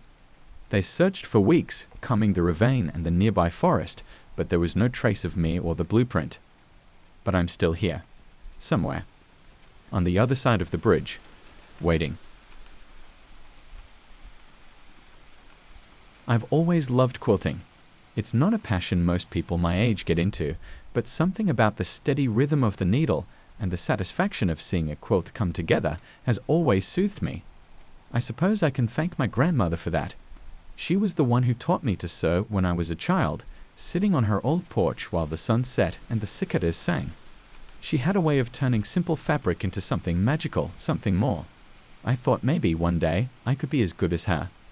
I didn't plan on making anything particularly special when I started the quilt. I just wanted something to keep my hands busy, something I could work on after my day job. A simple pattern I'd found online, stars and crosses, easy and repetitive. I wasn't looking to push boundaries or do anything grand, just something comfortable, something familiar. I found the fabric at a little shop I'd never been to before. I passed by it a dozen times on my drive to work, but had never noticed it until that day. It was called the Patchwork Chest, a quaint place with weathered wood siding and a hand-painted sign. Inside, it smelled like lavender and something old, like dust that's been stirred up from a forgotten attic.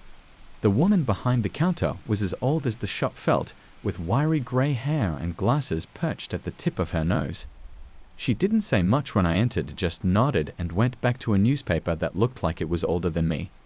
I didn't expect to find the fabric that caught my eye. It was tucked away on a high shelf in the back, almost hidden behind a roll of plain blue cotton.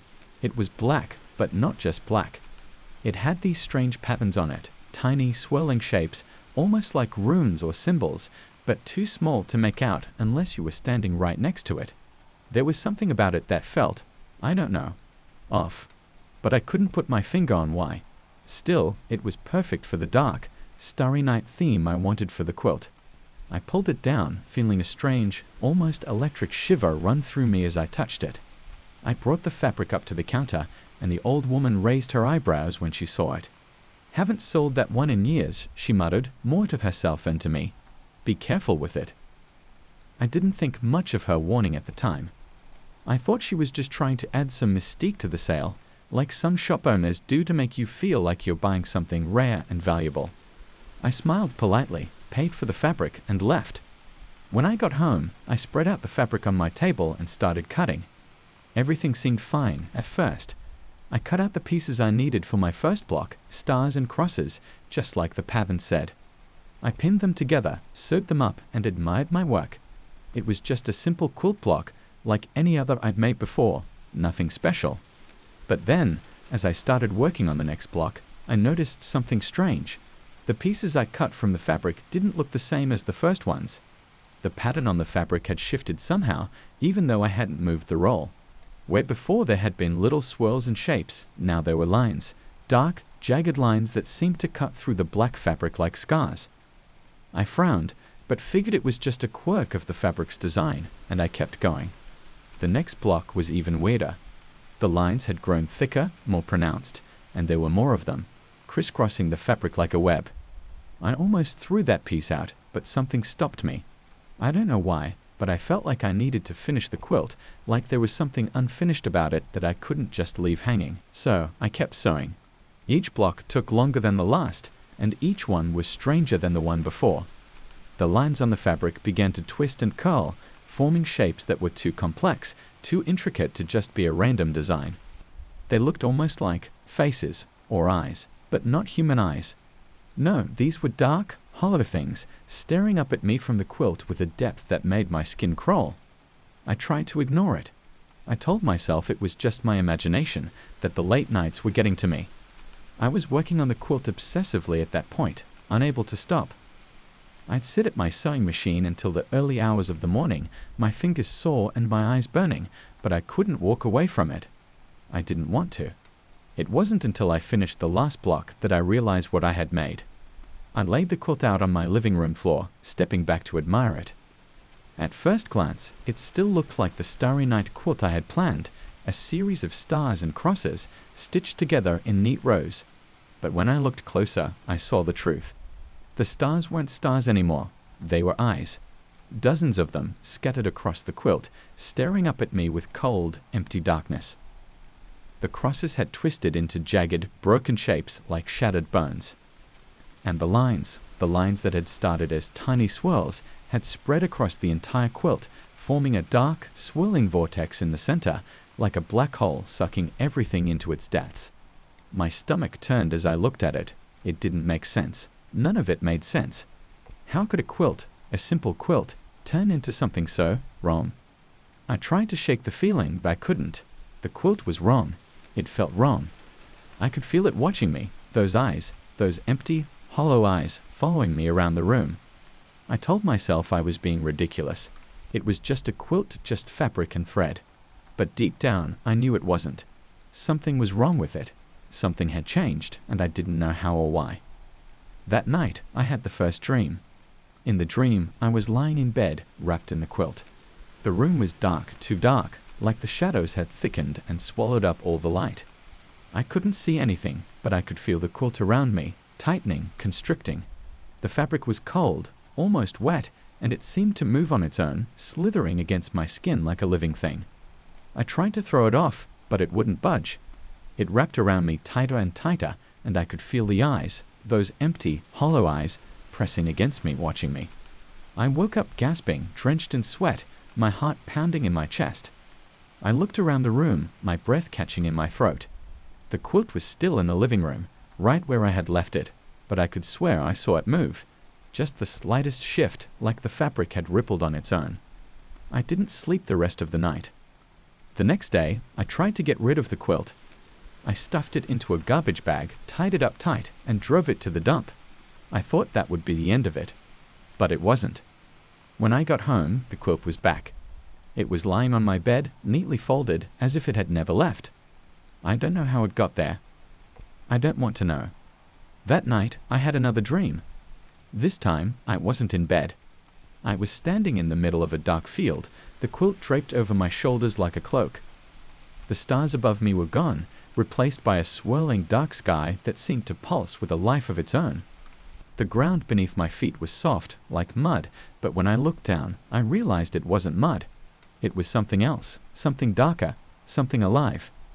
The quilt tightened around me again, and I could feel the eyes, dozens of them, opening on the fabric, staring at me through me. I tried to run, but the ground sucked at my feet, pulling me down. I screamed, but no sound came out.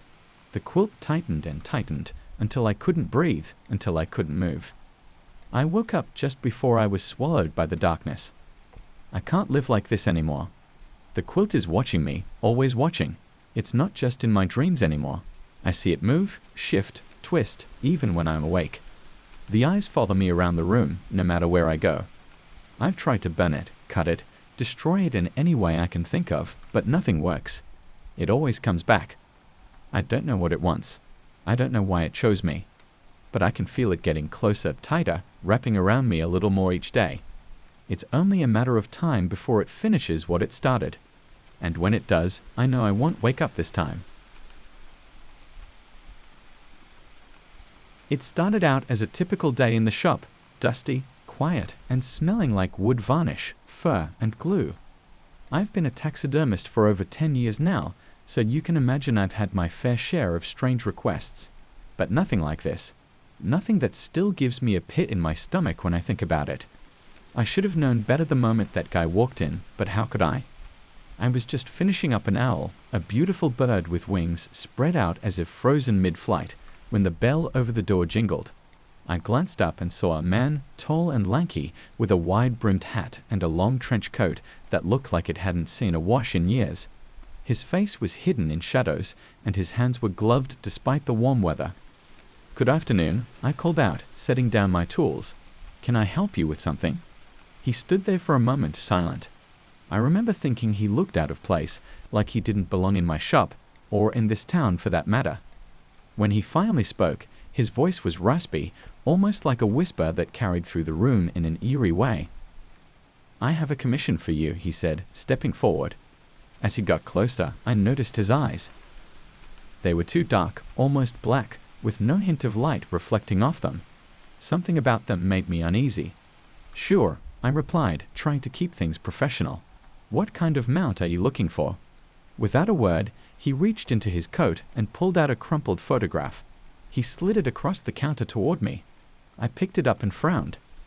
The animal in the photo was weird. It had the body of a fox, but its face was elongated, almost wolf-like, with sharp, jagged teeth sticking out of its mouth. Its fur was patchy, mottled with dark spots that didn't seem natural. I couldn't tell if it was some kind of genetic anomaly or a creature I'd never seen before. "That's unusual," I said, trying not to sound alarmed. "It's called an aldrin," the man said, his voice low. "I want it mounted. Full body, no mistakes." I hesitated. I've never heard of an aldrin before. Is this some kind of hybrid species? The man didn't answer right away. He just stared at me with those cold, empty eyes. "I'll pay you handsomely," he said, pulling out a wad of cash from his coat and tossing it on the counter. "I need it done. Soon." I should have refused right then and there, but the money was too good. Taxidermy isn't exactly a booming business, and cash like that doesn't come around often. Plus, I was curious. I mean, I've mounted all kinds of creatures over the years, but this was something else. "All right," I said, pocketing the money. "I'll need to do some research first, but I can probably get started in a few days." The man nodded once, turned on his heel, and left without another word. The bell jingled again as the door closed behind him, leaving me alone in the quiet shop. I stared at the photo in my hand for a long time after he was gone, something about the creature unsettling me in a way I couldn't quite explain. I've seen some messed up animals in my time, but this one, it didn't look natural. It didn't feel natural. That night, I decided to do some research. I figured if I could find out what an aldrin was, I'd be better prepared to mount it properly. So I pulled up my laptop and started searching. I typed in the name, hoping to find some scientific records or at least an explanation for what this thing could be. But there was nothing. No mention of it anywhere. Not in any of the online taxidermy forums, not in scientific journals, not even in the weird cryptozoology websites that usually deal with strange creatures. It was as if the aldrin didn't exist at all. Frustrated, I decided to take a closer look at the photo. That's when I noticed something odd. The creature's face, it looked different. Subtle changes, like the snout was a little longer, the eyes a little smaller. I thought I was just tired, my eyes playing tricks on me after a long day, so I brushed it off and went to bed. The next day, I couldn't shake the feeling that something was wrong. I pulled the photo out of my drawer and looked at it again, and this time, the changes were even more noticeable. The creature's body was thinner, more twisted, and its fur had darkened in places. I could swear the teeth were sharper too, almost like the thing was snarling at me through the photograph. I started to feel uneasy. I tried searching again, hoping to find anything that could explain what was happening. But once again, there was nothing. No record of the aldrin, no similar species. Just nothing. A few days passed, and I couldn't get the image of that creature out of my head. Every time I looked at the photo, it was different, more grotesque, more monstrous. I even considered calling the man and telling him I couldn't do it, but I didn't have his number. He hadn't left any contact information. One night, as I was closing up the shop, I heard a noise from the back room. A shuffling sound, like something was moving around in there. I figured it was just a stray raccoon or maybe a rat, so I grabbed a flashlight and went to check it out. As I approached the back room, the sound got louder, more frantic. I pushed open the door, and the light from my flashlight fell on the mounting table. My heart stopped. The creature from the photo was there. But it wasn't just a lifeless body, it was moving, twitching. Its limbs jerked and spasmed like it was trying to stand, but couldn't quite manage it. Its eyes, those same dark, empty eyes from the photo, locked onto mine, and I felt a chill run down my spine. I backed away, my hands shaking. This wasn't possible. There was no way that thing could be real. No way it could be alive. I stumbled out of the room, slamming the door behind me. My mind was racing, trying to make sense of what I'd just seen. But the more I thought about it, the more it didn't make sense. The photo, the creature, none of it was right. I didn't sleep that night. Every time I closed my eyes, I saw that thing, its twisted, snarling face, its jerking limbs. I couldn't escape it. The next morning, I went back to the shop, hoping that somehow it had all been a nightmare. But when I opened the door to the back room, the creature was gone. The table was empty, like nothing had ever been there. But the photo was still there. And now, the creature in it was fully standing, its mouth open in a silent scream, its eyes staring directly at me. I threw the photo into the trash and decided to call it quits. I didn't care about the money anymore. Whatever that thing was, it wasn't natural, and I wanted nothing to do with it. But that night, as I lay in bed, I heard the door to my shop creak open. The bell jingled softly, followed by the sound of something shuffling inside. My heart raced as I grabbed a baseball bat and headed downstairs, my hands slick with sweat. When I reached the shop, the door was wide open and the air was thick with the smell of rotting flesh. I stepped inside, my eyes scanning the room, but I didn't see anything at first.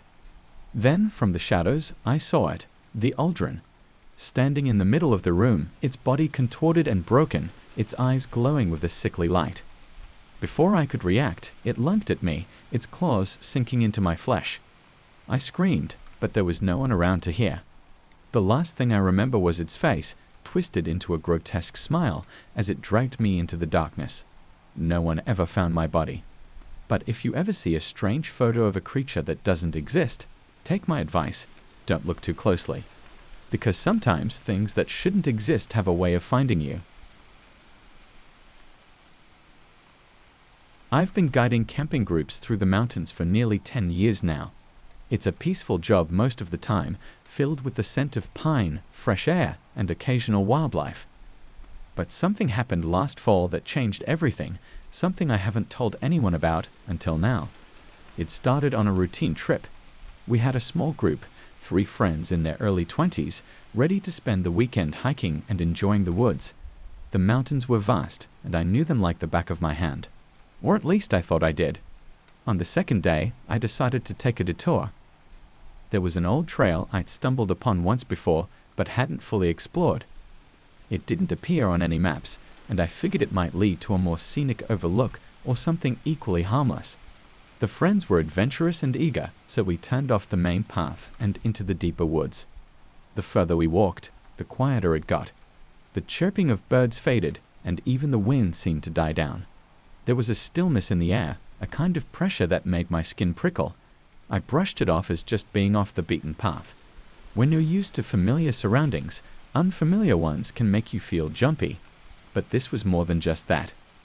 After about an hour of walking, the trees opened up into a small clearing, and that's when we saw them. The tombstones. They were old, weathered by time, moss creeping up their sides. They stood in neat rows, with no sign of a church or cemetery fence. Just stone markers standing in the middle of nowhere. I don't know how I missed them the first time I found this trail, but there they were now, as clear as day. The group gathered around them, curious but cautious. There was something unsettling about the stones, even beyond the obvious. I walked closer to one of the markers, brushing away some dirt to reveal the name. It said Marcus Hensley. The date underneath was barely legible, but it looked like it had been from the 1800s. I couldn't explain why. but something about seeing that name gave me a chill, a cold feeling that settled in the pit of my stomach. We didn't stay long. I made up some excuse about needing to keep moving before it got dark, and the group seemed more than happy to leave. As we headed back to the main trail, the pressure in the air seemed to lift, and by the time we reached camp, everything felt normal again. That night, I couldn't stop thinking about the clearing. I'd been in these woods countless times and never once come across anything like that. Who were those people, and why were they buried out here, far from any town? Something wasn't right, but I couldn't put my finger on it. I went back the next day. I didn't tell the group, of course. I just said I needed to check the trails ahead. When I reached the clearing, it looked exactly the same, except for one thing. There was a new tombstone. It wasn't cracked and weathered like the others. It was clean, the stone bright and smooth. My heart pounded as I approached it, a name already forming in my mind before I even got close enough to see. And when I did see, I nearly stumbled backward. The name on the stone was mine. David Halpin, it said, plain as day. And below that, today's date. I ran out of there so fast I barely remembered how to find my way back. My head was spinning. It had to be some kind of sick joke, I thought.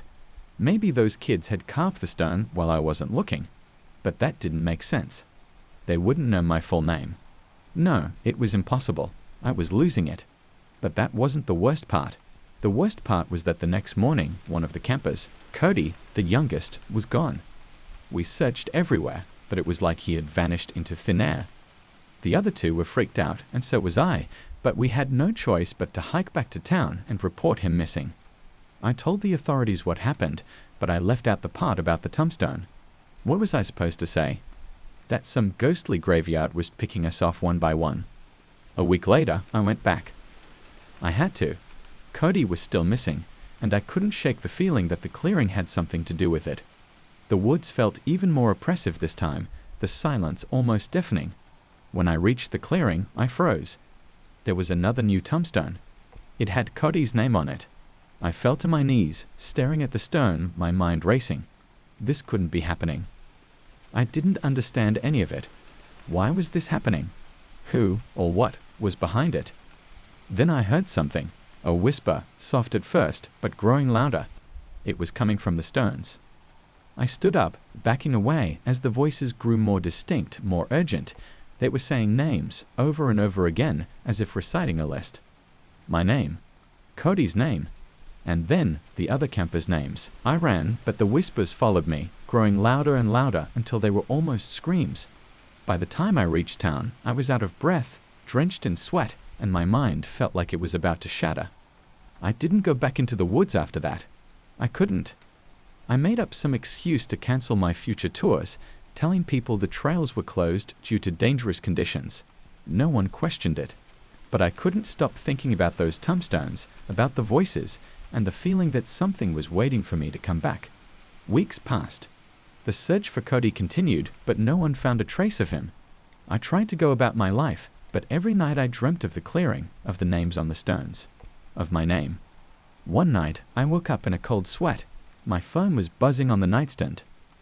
I grabbed it, squinting at the screen. It was a message from an unknown number. You're next. I dropped the phone, my heart pounding. Who could have sent that? No one knew what had happened in those woods. I hadn't told anyone. The next morning, I found another message on my phone. This one was a picture of the clearing. The tombstones were there, standing silent and still. And in the middle of the clearing, where my stone had been, there was now an empty patch of dirt, freshly dug. I didn't wait to find out what it meant. I packed my things and left town that day.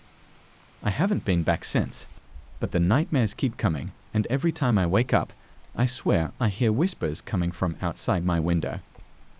They're getting closer, and I know, deep down, that it's only a matter of time before my name appears on that stone again. I didn't expect the pipes to change anything in my life.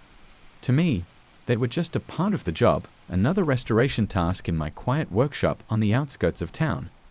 I've built and repaired pipe organs for years, and I've come across some pretty strange things, but this set, they were like nothing I'd ever seen or heard before. It started with a call from a small, forgotten church, St. Mary's, nestled deep in the countryside. The pastor, a man named Father Thomas, told me about an old organ in desperate need of repair. They'd stopped using it decades ago, probably due to budget cuts or neglect. He said they had the funds now, though, and he hoped I could bring it back to life. I agreed, of course. Work had been slow, and an old church organ sounded like an interesting project. When I arrived at St. Mary's, the place looked like it had been abandoned for years.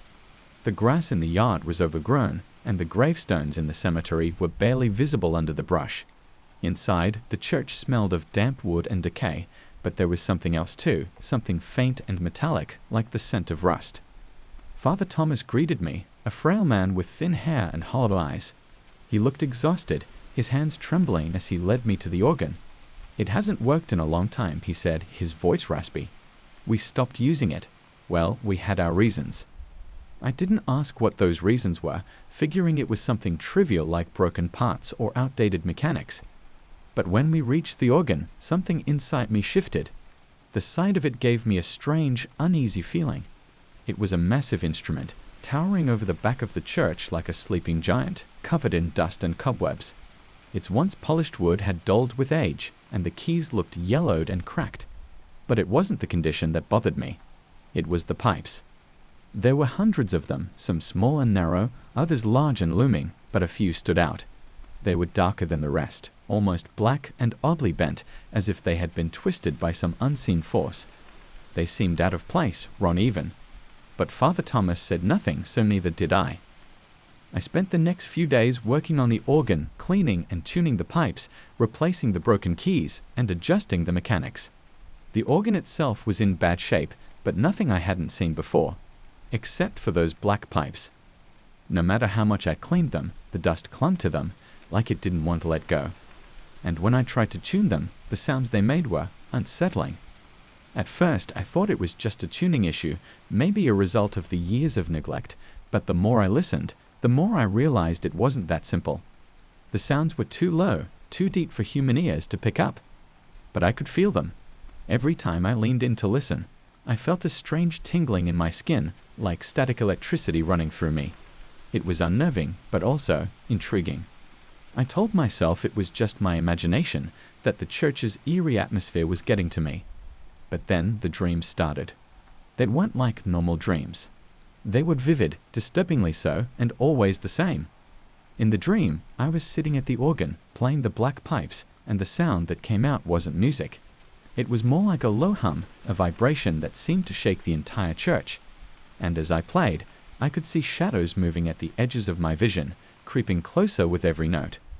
The first few nights, I shrugged it off as stress. After all, it wasn't the first time I had weird dreams while working on a project. But as the nights went on, the dreams got worse. The shadows became clearer, more defined, and they weren't just at the edges anymore.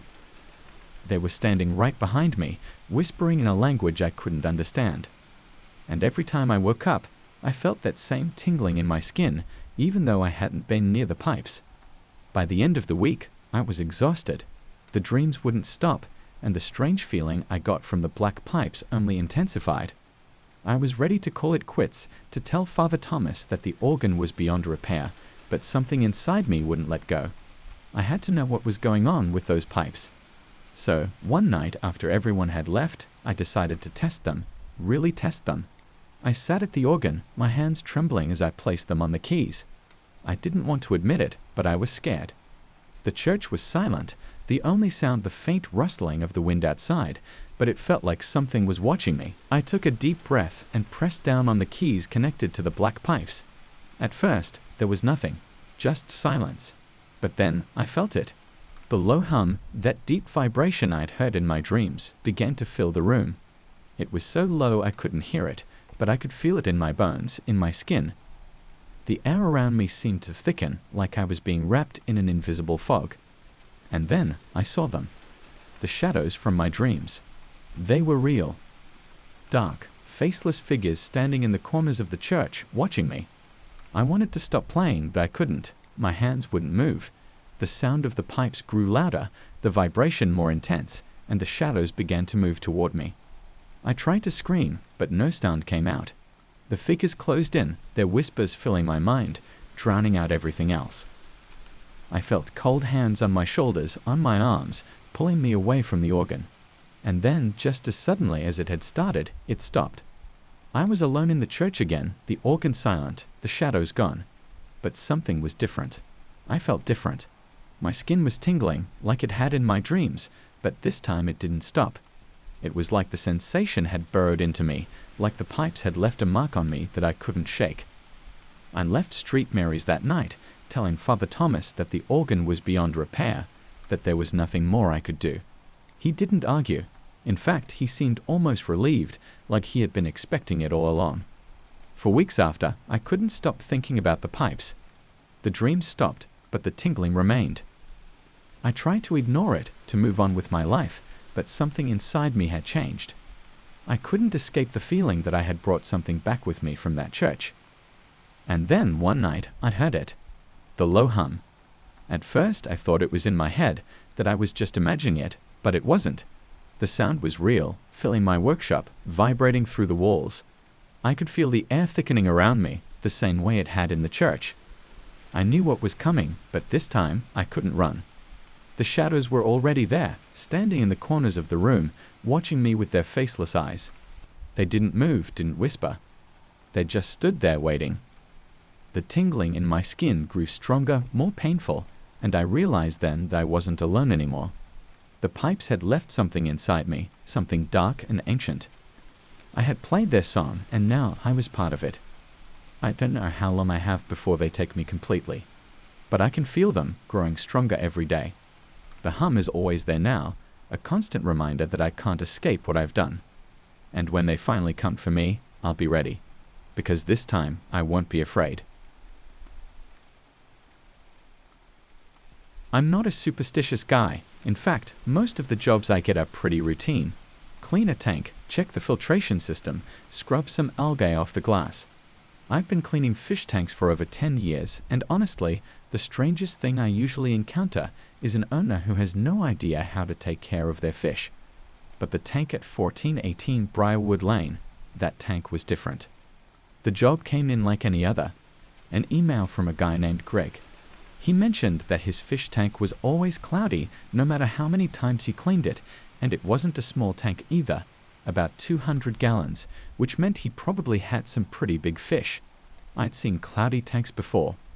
It's usually a filter issue or a chemical imbalance in the water, easy fixes for someone like me. But there was something odd about the way Greg described it. He said the water would stay clear for about an hour after a cleaning, and then go cloudy again. He also mentioned that whenever he drained it, the water level would somehow rise back up on its own. That gave me pause. I hadn't heard anything like that before. When I arrived at the house, the place already had a weird vibe. It was one of those old Victorian houses, the kind that looks like it hasn't been touched in decades. There were cracks in the driveway, and the lawn was overgrown with weeds. The house itself seemed out of place in the neighborhood, like it had been there long before everything else was built around it. Greg met me at the door. He looked exhausted, dark circles under his eyes, disheveled hair like he hadn't slept in days. He was jittery, kept rubbing his hands together and glancing at the tank in the living room as if he was scared of it. "Thanks for coming," he said, his voice barely above a whisper. "I don't know what's going on with the tank. I've tried everything." "No problem," I said, keeping it casual. "Let's take a look." The tank was massive, taking up most of one wall in the living room. But it wasn't the size that got me, it was the water. It was murky thick, like someone had poured milk into it. I couldn't even see the fish inside, though I could tell there were a lot of them from the shadows moving behind the glass. "How long has it been like this?" I asked, crouching down to get a better look. "Months," Greg replied. "It started small, you know, just a little cloudiness.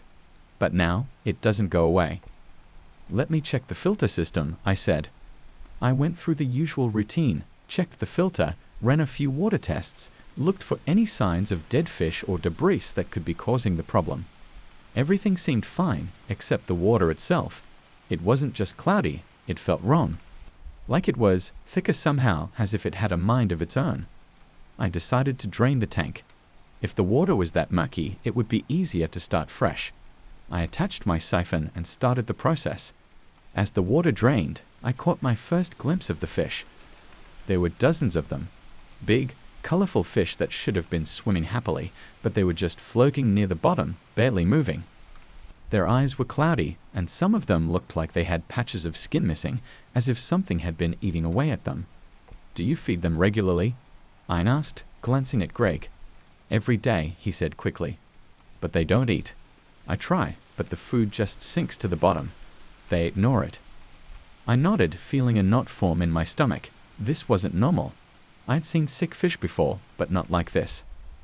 After draining about half of the tank, I stepped back to check the water level. That's when it happened. The water started rising. At first, I thought I'd missed something. Maybe the siphon wasn't working properly. But I checked, and everything was fine. The water level was just going up. It was slow, but it was definitely rising. I looked at Greg, who was staring at the tank with wide eyes. "See what I mean?" he whispered. I didn't know what to say. This wasn't possible. Water doesn't just rise on its own. I reached out to touch the glass, and the second my fingers made contact, I felt it, cold, like ice. And something else. A pressure like the water was pushing against the glass, straining to break free. "Has anything else weird happened?" I asked, trying to keep my voice steady. Greg swallowed hard. "I hear things," he said. "At night. Voices splashing like something's moving around in the tank.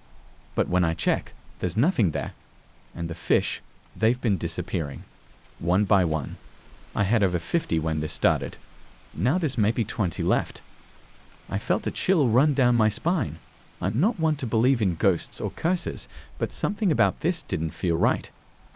I finished draining as much water as I could, then told Greg I'd come back the next day with some stronger chemicals to see if that helped. That night, I couldn't sleep. I kept thinking about the tank, the way the water had risen on its own, the sick fish, the way Gray had looked so terrified of something in his own house. I told myself I'd go back the next day, fix the tank, and everything would be fine. But when I showed up the next morning, Greg didn't answer the door. I knocked again, louder this time. Still nothing. I started to feel uneasy. The house was dead silent, no sounds of water splashing or fish tanks hunting. I checked the windows, trying to peer inside, but the curtains were drawn tight. I thought about leaving, but something told me I needed to check on him. I tried the doorknob. It was unlocked. "Greg?"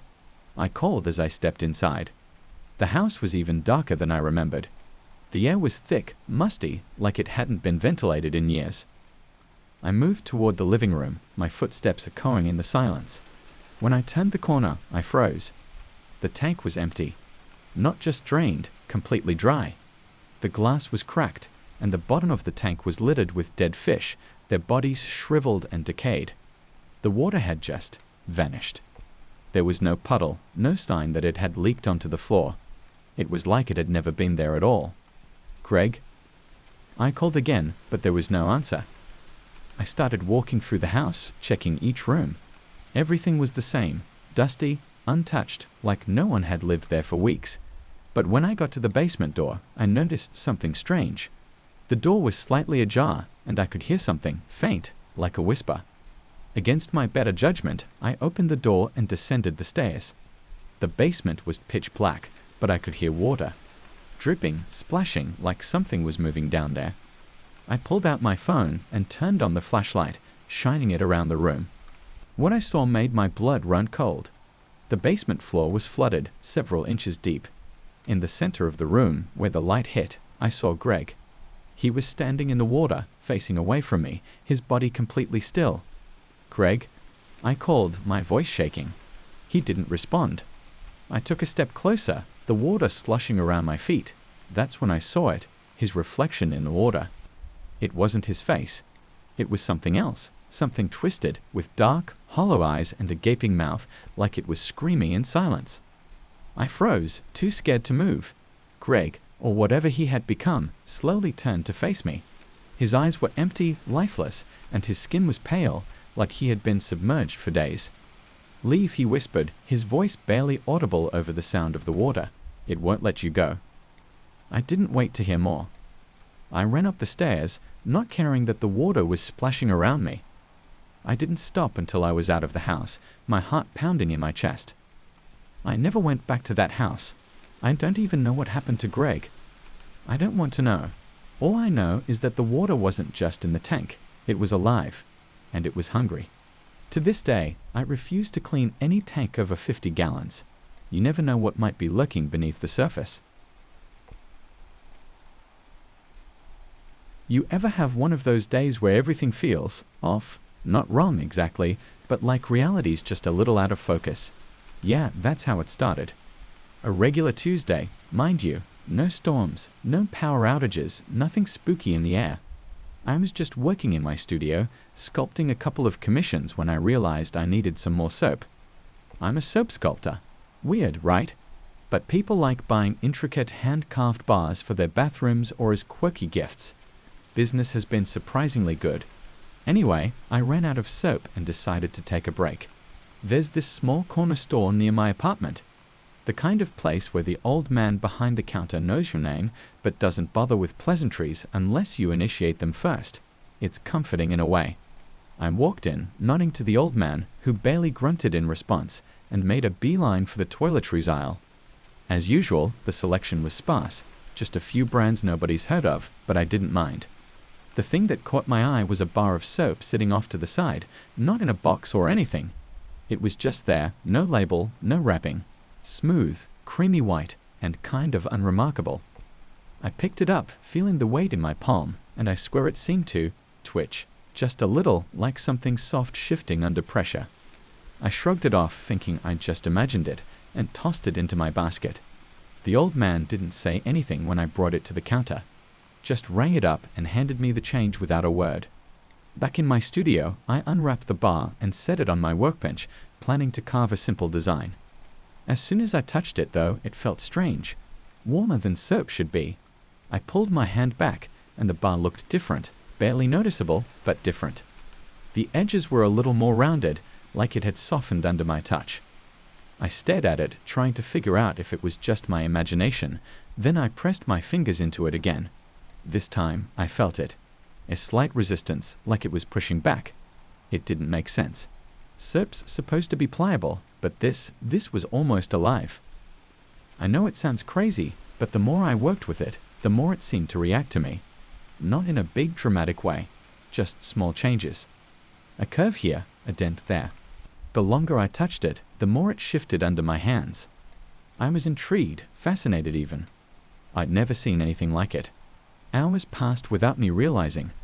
I was completely absorbed in shaping the bar, but no matter how hard I tried, I couldn't get it to hold the design I wanted.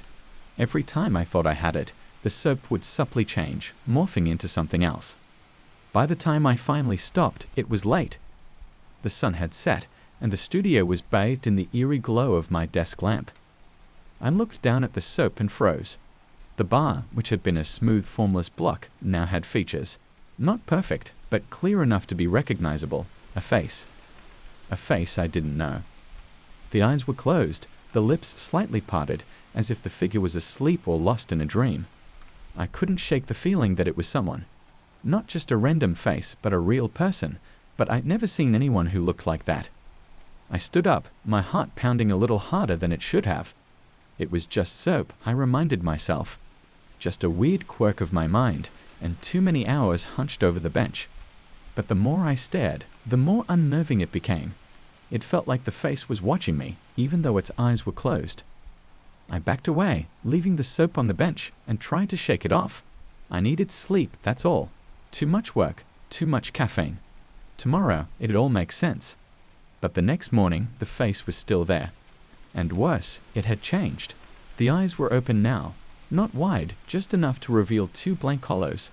No irises, no pupils, just smooth, empty sockets staring up at me. My stomach flipped. I hadn't carved that. I hadn't even touched the soap since last night. But there it was, a face that had changed on its own. And I swear, it wasn't just an inanimate object anymore. It felt like someone was there, watching, waiting. I couldn't leave it alone. Against every instinct screaming at me to get rid of it, I picked up the bar again. This time, the change just happened faster.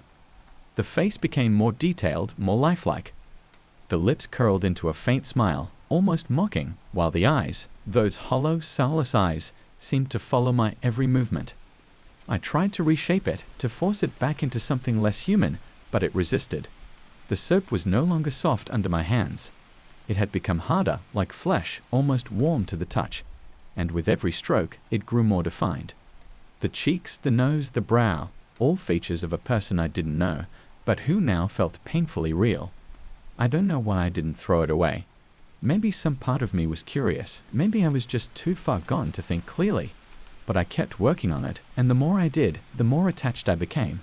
It wasn't just a sculpture anymore. It was something else. Something alive, though not in any way I could explain. The face was complete now, a perfect likeness of someone I'd never met. But it wasn't peaceful. There was a darkness to it, something unsettling in the way the lips twisted, and the eyes seemed to gleam with malice. I couldn't stop staring at it. Then, one night, I woke up to the sound of something moving in my studio. A soft rustling, like fabric against wood. My heart raced as I sat up in bed, straining to hear. The sound came again, louder this time, closer. I grabbed the nearest thing, a lamp, and crept toward the door. The studio was just down the hall, and the door was half open.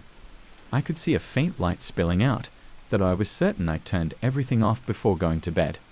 My hands were shaking as I pushed the door open wider. The light was coming from the workbench where the soap sculpture sat. But it wasn't just sitting there anymore. It was moving. I swear on everything, the face was moving. The lips twitched, the eyes shifted. And then, God, I can't even say this without sounding insane, it smiled at me. A full, knowing smile. I stumbled back, dropping the lamp, my mind racing. I had to get out. I had to leave, burn the thing, throw it in the ocean, something. But as I turned to run, I heard it. A voice, soft, almost a whisper, but unmistakable. Don't go. It wasn't a command. It was more of a play, a desperate, lonely voice calling out to me. But it wasn't a voice I recognized. I couldn't move, couldn't breathe. The air in the room felt thick, suffocating as the soap, no, the face, started to shift again. The features twisted and morphed, becoming something else, something darker. And then I saw it. The face wasn't just someone I didn't know. It was me. My own features stared back at me, distorted and wrong, but undeniably mine. The eyes were hollow, the smile cruel. It was as if the soap had absorbed my essence, my identity, and twisted it into something monstrous. I ran. I didn't look back, didn't stop until I was outside, gasping for breath in the cold night air. I never went back to the studio. I couldn't. Whatever was in that bar of soap, it wasn't human, and it sure as hell wasn't just soap. I try to forget, but every now and then I catch a glimpse of something in the mirror. Something wrong. A flicker of that twisted smile, those hollow eyes, like it's still there watching me waiting. I don't know what it wanted or why it chose me, but I can feel it. Whatever I brought to life in that bar of soap, it's not finished with me yet, and I don't think it ever will be. I've been a tightrope walker for as long as I can remember. The thrill of balancing high above the ground on a thin wire has always fascinated me. Some people called me reckless. Others said I had a death wish. But for me, it was art. Pure, unfiltered art. A dance with gravity, where one wrong step could end it all. That thin line was my escape, my sanctuary, until I found the wire that swayed on its own. It was during one of those long, restless afternoons when I stumbled across it. I'd been performing with a traveling circus for years, and by now, I knew every trick, every rope, every tent pole like the back of my hand. We had just set up camp near an old, forgotten town that looked like it had been abandoned decades ago. The locals kept to themselves, mostly. They were strange, sure, eyes that lingered a little too long, whispers that seemed to follow you wherever you went, but I shrugged it off. Small towns always had their oddities. I was walking through the grounds when I saw the wire. It was strung between two rusting poles, stretching across an empty patch of grass near the edge of the forest. It seemed out of place, newer, almost like someone had recently set it up. I hadn't seen anyone working on it, but that didn't seem too strange at the time. I approached it curious. The wire seemed to sway gently, side to side, even though the air was perfectly still. I stopped in my tracks. The breeze was non-existent. Not even the leaves in the trees moved. And yet, the wire swayed. I had to get on it. Maybe it was my pride or just sheer curiosity, but something drew me to it, and before I knew it, I had my foot on the first rung of the pole, climbing up to the platform. As I stood at the edge, staring down at that strange, swaying wire, I felt a chill run down my spine. I wasn't scared, not exactly. Just uneasy. I stepped onto the wire. The instant my foot touched it, I heard something. A faint, almost imperceptible melody, barely more than a whisper, hung in the air around me. At first, I thought it was my imagination, wind rushing past my ears, maybe. But no, it was real. A soft, dissonant tune, like someone was playing an out-of-tune piano far off in the distance. The wire swayed harder under my weight, and I nearly lost my balance. I was good, damn good, but something about this wire was off. I tightened my focus, adjusting my footing, but the melody persisted, getting slightly louder with each step I took. What the hell? I muttered under my breath. I've walked 100 wires before, but none like this. It was alive, almost. Each step I took, the sway became more pronounced, more erratic. And the melody, it was no longer a distant hum. It was growing, weaving its way through the air, wrapping around me like a dark, suffocating blanket. Still, I pushed forward. My pride wouldn't let me turn back. But as I neared the middle of the wire, the melody changed. It was no longer just a strange, haunting tune, it was voices. Soft, eerie whispers, singing in harmony, though they were anything but harmonious. My breath hitched, and I froze. I swear, for a moment, the wire moved on its own, like something was pulling it. I looked down at my feet, and that's when I saw it, just a shadow at first, but then, faces. They were faint, almost translucent, but there, underneath the wire, just below the surface. Pale, hollow-eyed faces looking up at me, mouths open as if they were singing that cursed melody. I gasped, nearly losing my balance again. My heart raced, and I instinctively crouched down, gripping the wire as tightly as I could. The faces disappeared, but the melody continued, now accompanied by faint, echoing laughter, like the sound of children playing in the distance. I should have turned back. I should have jumped down right then and there, but something kept me rooted in place.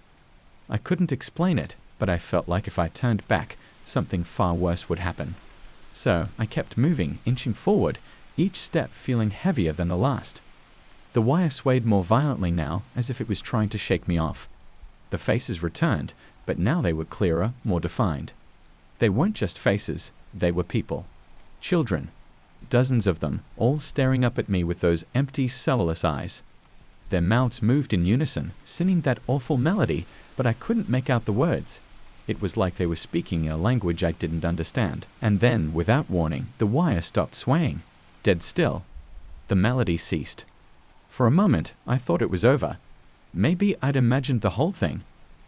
I exhaled a shaky breath and took one final step, ready to reach the other side.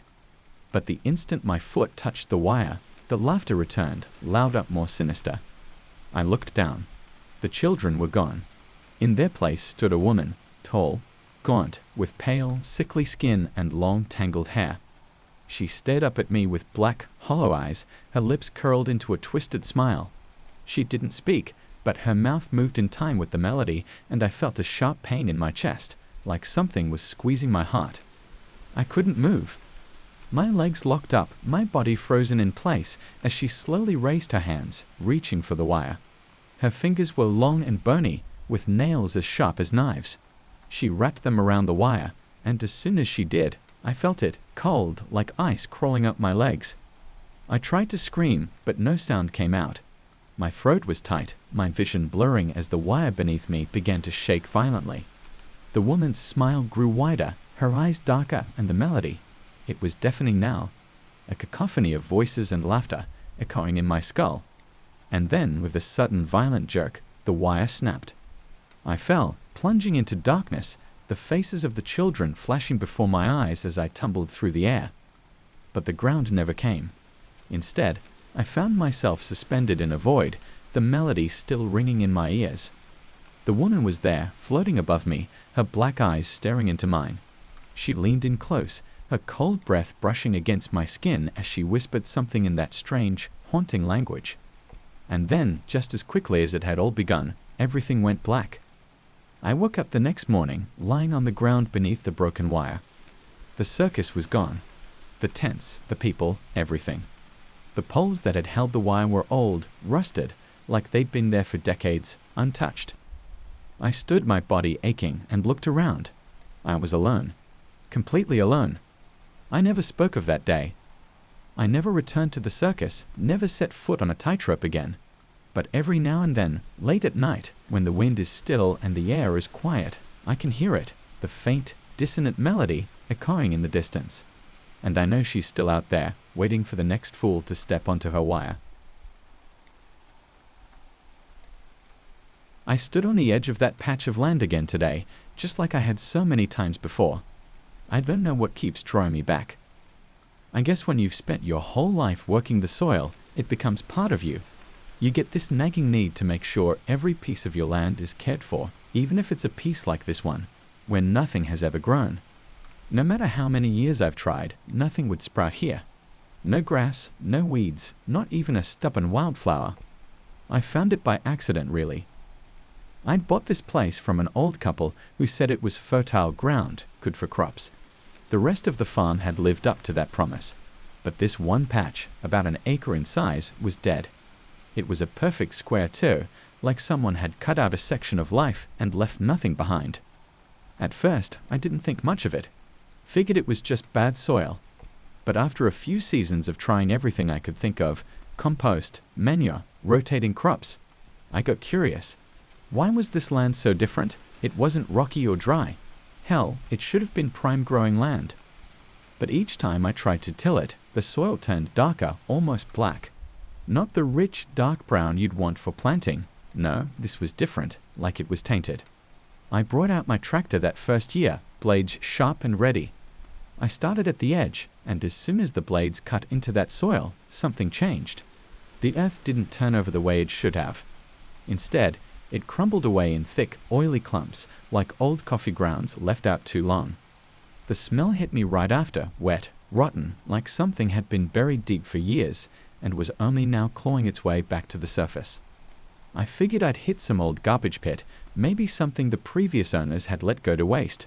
But the deeper I went, the worse it got. The soil kept changing. Every inch I cut into turned that same unnatural black, and the smell grew stronger, more suffocating. I stopped the tractor, climbed down, and kicked at the dirt.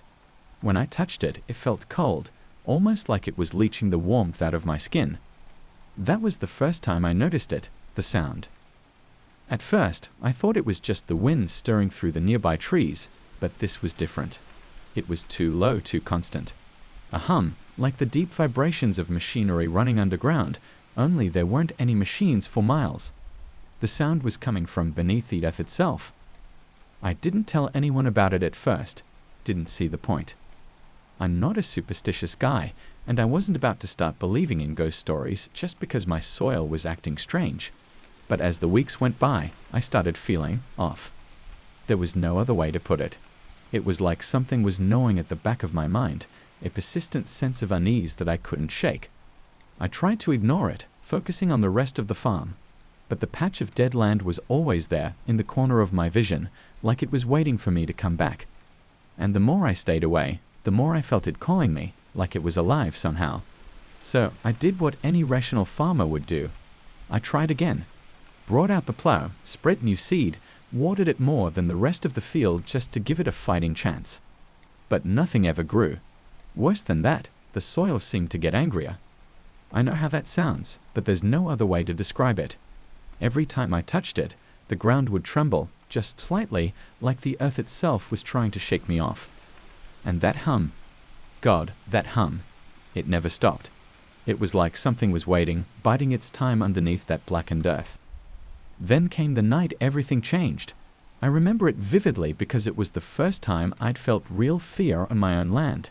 It was late, probably past midnight, and I couldn't sleep. I'd been hearing the hum again, louder this time, like it was rising from the soil and seeping through the walls of the house. I told myself it was just in my head, maybe some kind of insomnia-induced hallucination, but I couldn't shake the feeling that I needed to go out there, to the patch. I grabbed a flashlight and headed out, telling myself I'd just check it real quick and come back to bed. But the closer I got, the louder the hum became. By the time I reached the edge of the patch, it felt like the ground itself was vibrating beneath my feet.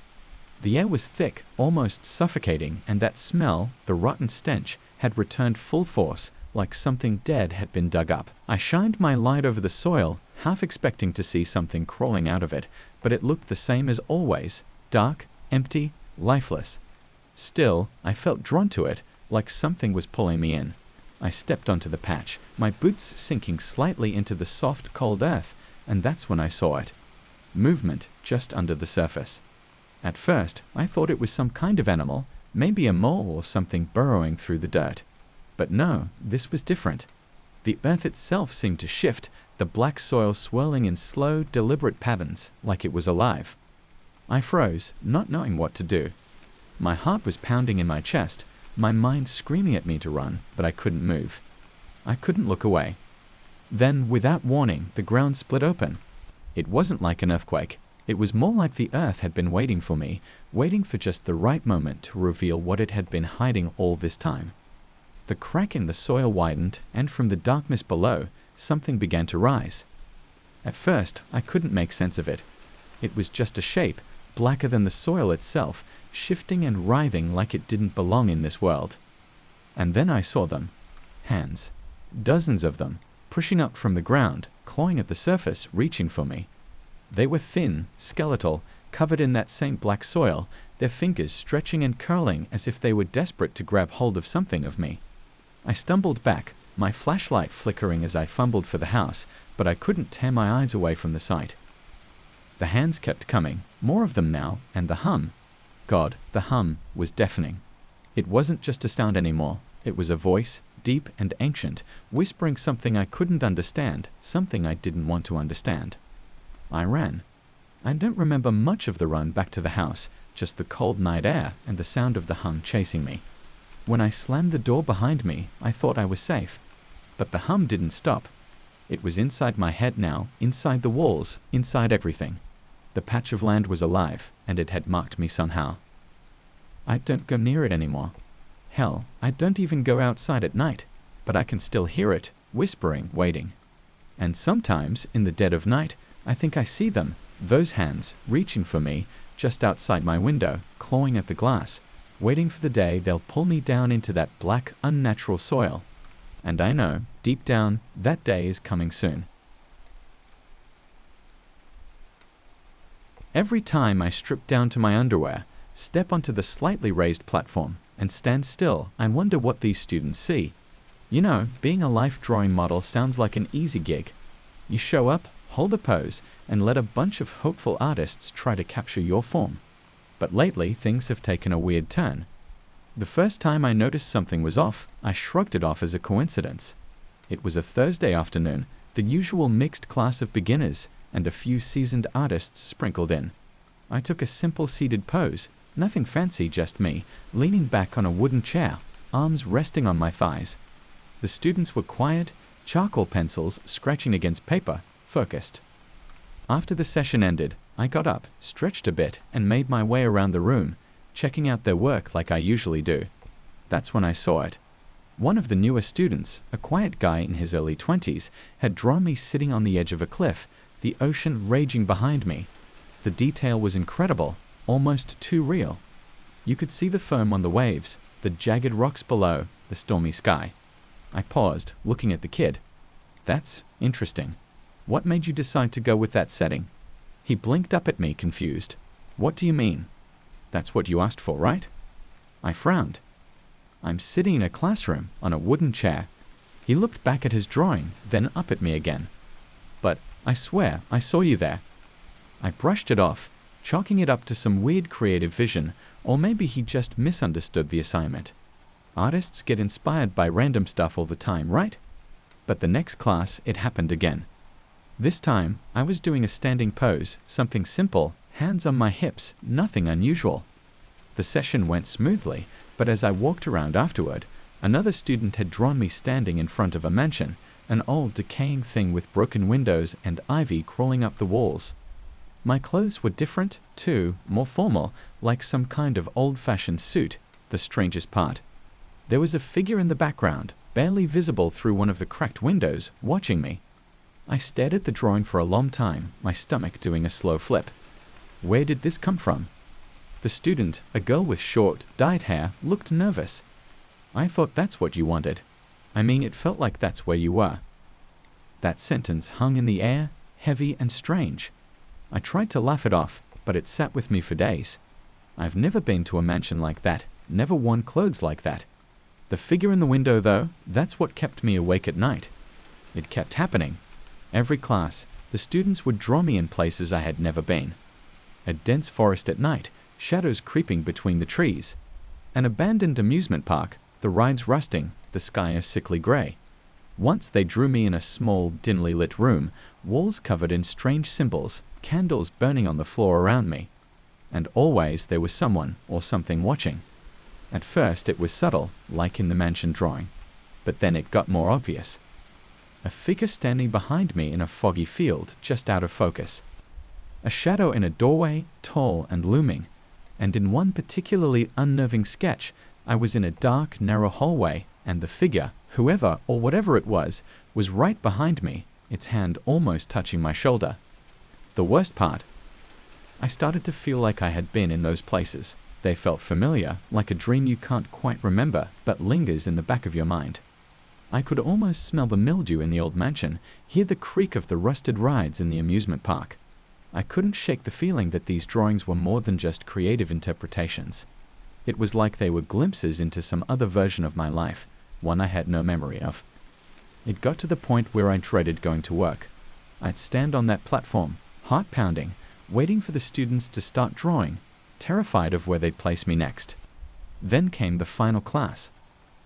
I had been thinking about quitting, to be honest. The whole thing was getting too weird, messing with my head. But I needed the money, so I showed up. It was a small class, maybe 6 students, all focused, sketching away. I decided to take a more relaxed pose, lying down on my side, propped up on one elbow. For most of the session, I kept my eyes closed, trying to ignore the uneasy feeling gnawing at me. When it was over, I didn't want to look. But I had to. The first drawing I saw nearly knocked the wind out of me. There I was, lying in a coffin.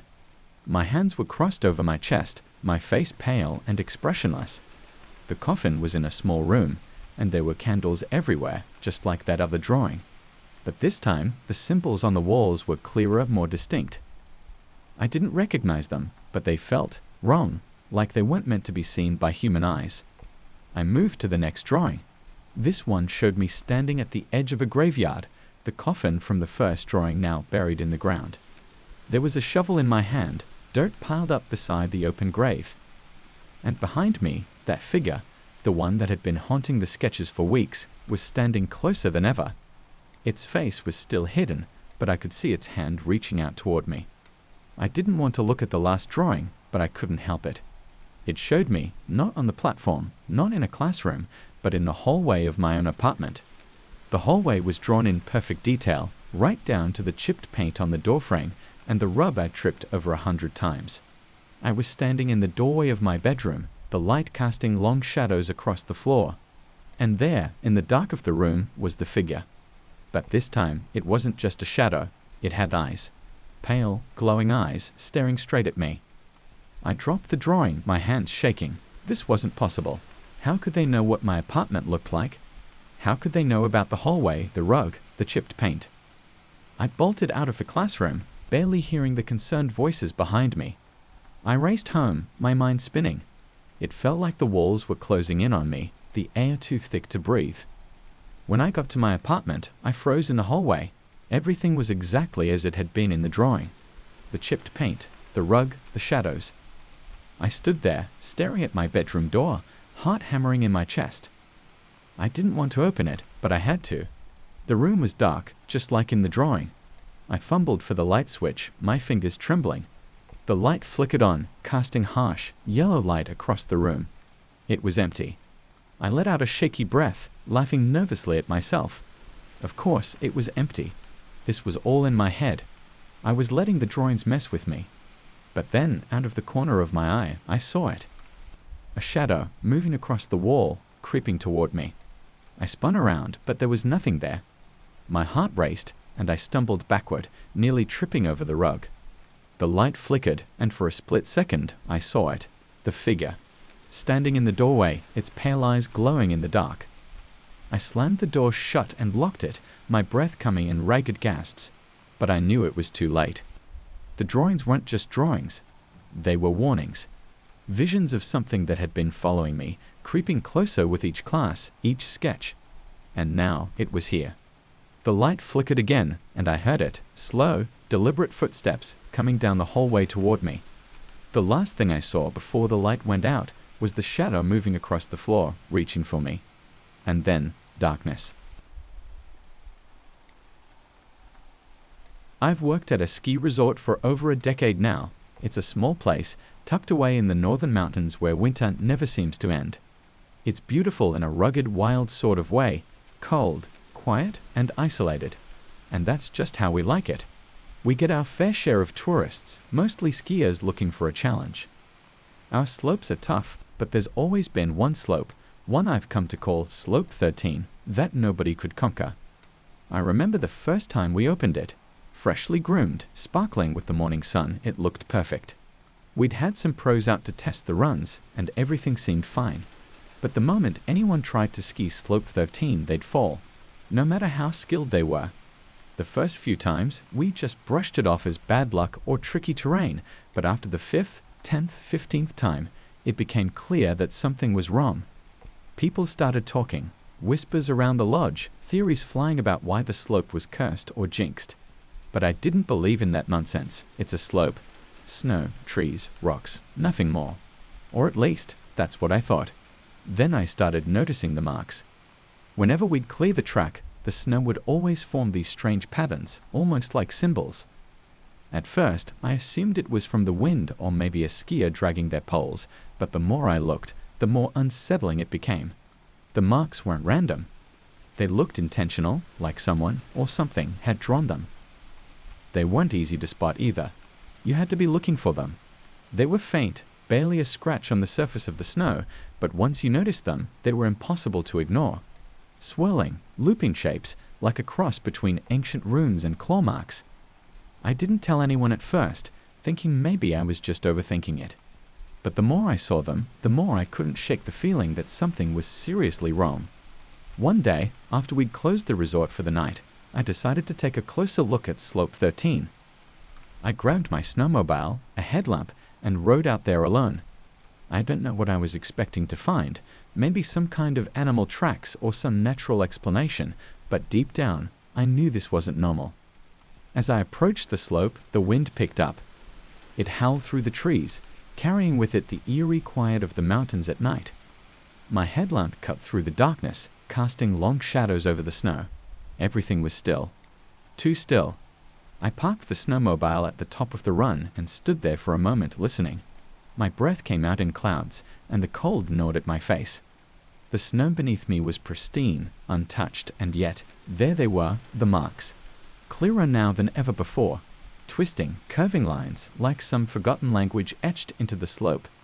My heart began to race. I knelt down, brushing the snow with my gloved hand. The patterns were deep, as if carved by something sharp. And they were fresh.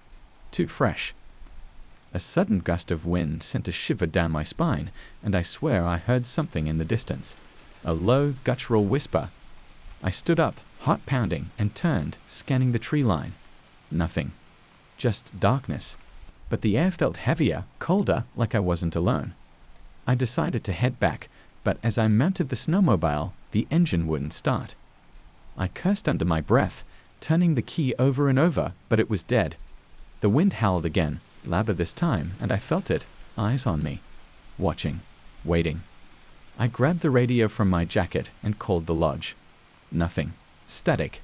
The wind picked up again, and the temperature seemed to drop even lower. That's when I saw them. Footprints, not mine, leading down the slope. They were small, like a child's, and they disappeared into the trees at the base of the hill. My heart leaped into my throat. I knew, deep down, there shouldn't be anyone out here. Not this late, not in this cold, and definitely not a child. Against my better judgment, I followed them. Every instinct told me to go back to leave, but I couldn't. I had to know. The footprints led me down the slope, weaving in and out of the strange markings. The snow crunched beneath my boots, the only sound in the suffocating silence. As I reached the bottom of the hill, the trees loomed tall and dark, their branches creaking in the wind. The footprints stopped at the tree line. There, standing just inside the shadows, was a figure. Small, fragile. A girl. She couldn't have been more than 8 or 9. Her dark hair hung in tangled strands around her pale face, and she wore a thin dress, far too light for the freezing cold. She didn't move, didn't speak, just stared at me with hollow black eyes. I froze. My breath caught in my throat, and a wave of dread washed over me. This wasn't right. None of this was right. "Are you lost?" I called out, my voice shaky, barely a whisper. She didn't respond, just kept staring. Slowly, she raised one hand and pointed back up the slope. I followed her gaze and felt my blood run cold. There in the snow, the symbols were changing, shifting, moving on their own. They twisted and writhed like living things, forming shapes I couldn't understand but instinctively feared. The girl's eyes never left mine, and for a moment I couldn't move. Then, in the blink of an eye, she was gone, vanished into the trees, leaving only the unnatural silence behind. I stumbled back, my legs trembling, heart racing. I knew I had to get out of there, but the snowmobile was dead, and the lodge was too far to walk in this cold. The marks in the snow seemed to pulse, drawing closer, as if the very mountain itself was alive, hunting me. I ran. I don't know how I made it back up the slope, but I didn't stop until I reached the top. I grabbed the radio again, hoping, praying that I could reach someone. Static. Then, a voice. "You shouldn't have come." It wasn't anyone from the lodge. It wasn't anyone I knew. The voice was deep, distorted, like it was coming from the mountain itself. The snow around me began to shift, the symbols glowing faintly in the darkness. I dropped the radio and ran, my boots slipping on the ice as I scrambled back to the snowmobile. This time, the engine roared to life, but the slope ahead twisted unnaturally, the markings glowing brighter, pulling me in. I hit the throttle, speeding down the mountain, but no matter how fast I went, the slope stretched on, the markings swirling around me. The wind screamed in my ears, carrying with it that same, low whisper from before. The trees blurred past, and the ground beneath me seemed to shift, changing with every second. I don't know how long I rode. It felt like hours, but when I finally reached the lodge, it was dark, silent, empty. The lights were out, and the doors were locked. The snow around the building was undisturbed, as if no one had been there for days. I stood there, breathless, staring at the empty lodge, my mind racing. This was wrong. All of it. I should have been home by now. The lodge should have been full of people, but instead, there was nothing. No one. And then I saw them, the marks, etched into the snow, circling the lodge, spiraling inwards towards me. The whispers grew louder, the wind colder, and I knew I wasn't getting off this mountain. Not alive, anyway. I've been a land surveyor for nearly a decade, and in all that time, I've never encountered anything like this. The job's usually straightforward: find a plot, take measurements, create boundaries. It's all numbers and angles, cold hard facts. There's nothing mystical about it, or at least, there shouldn't be. I got the call about a month ago. Some land in the middle of nowhere, tucked away near an old forest no one had ventured into for decades. Apparently, some real estate company had bought it at a bargain price and needed a survey before they could start developing it. Easy job, I thought. A few days of work tops, then on to the next gig. The first day started like any other. I drove out there early in the morning, the mist still clinging to the trees. The air was thick with the scent of pine and damp earth. The place was remote, not even a proper road leading in, just a dirt path winding through the woods. I parked my truck at the edge of the forest and hiked the rest of the way, equipment slung over my shoulder. The plot of land was overgrown, like nature had reclaimed it long ago. Tall grass, dense shrubs, and towering trees surrounded a wide, open field.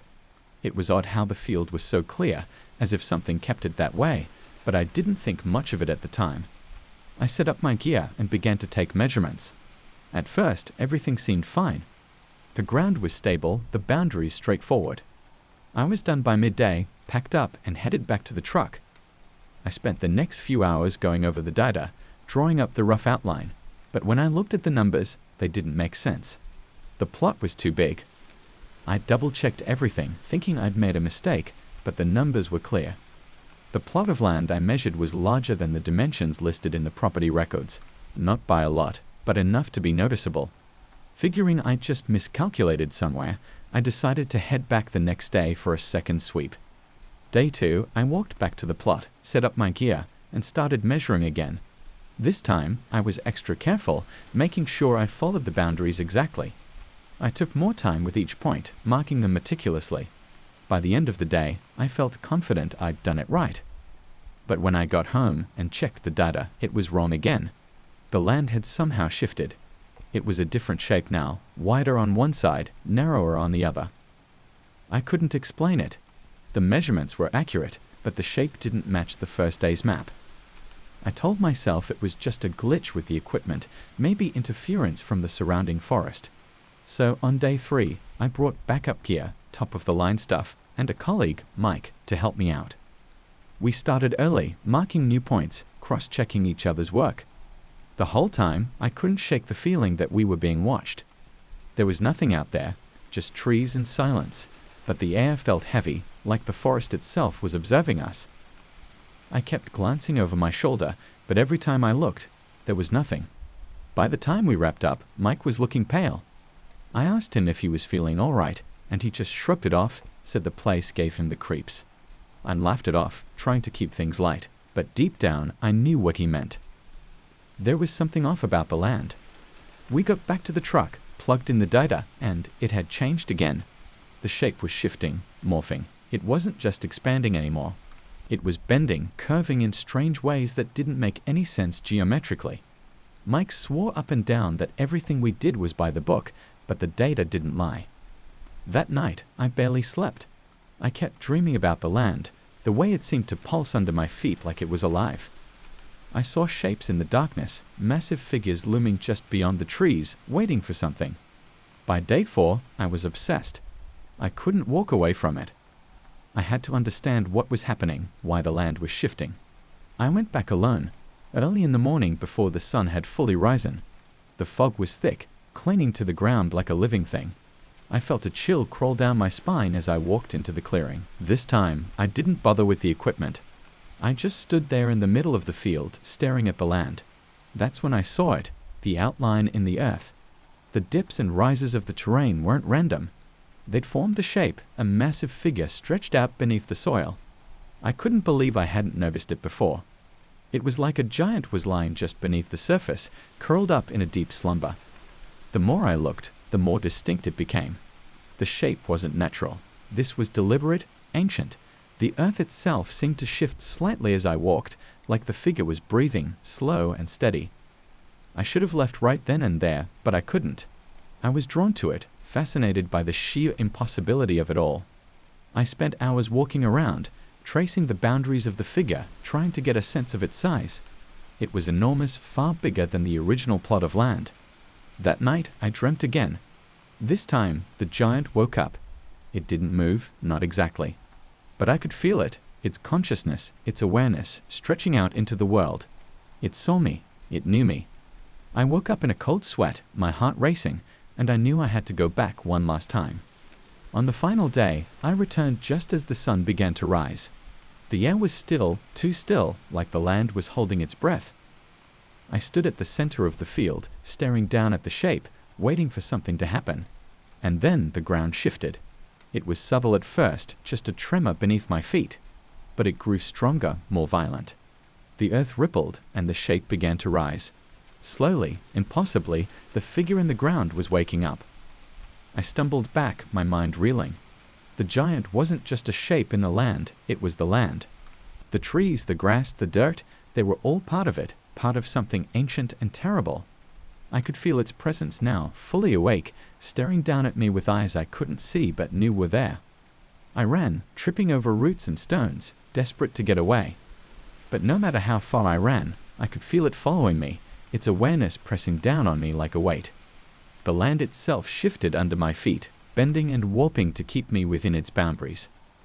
I barely made it back to the truck. I don't even remember driving home. All I know is, when I looked back in the rearview mirror, the forest seemed closer, like it was reaching out to swallow me whole. I haven't gone back since.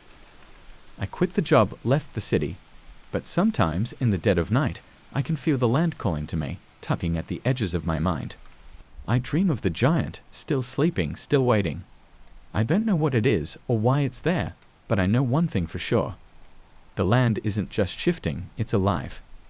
And one day, it's going to wake up fully. When it does, I don't think anyone will be able to stop it. I've been a portrait photographer for about 5 years now. It's not the most exciting job, but it's peaceful and pays the bills.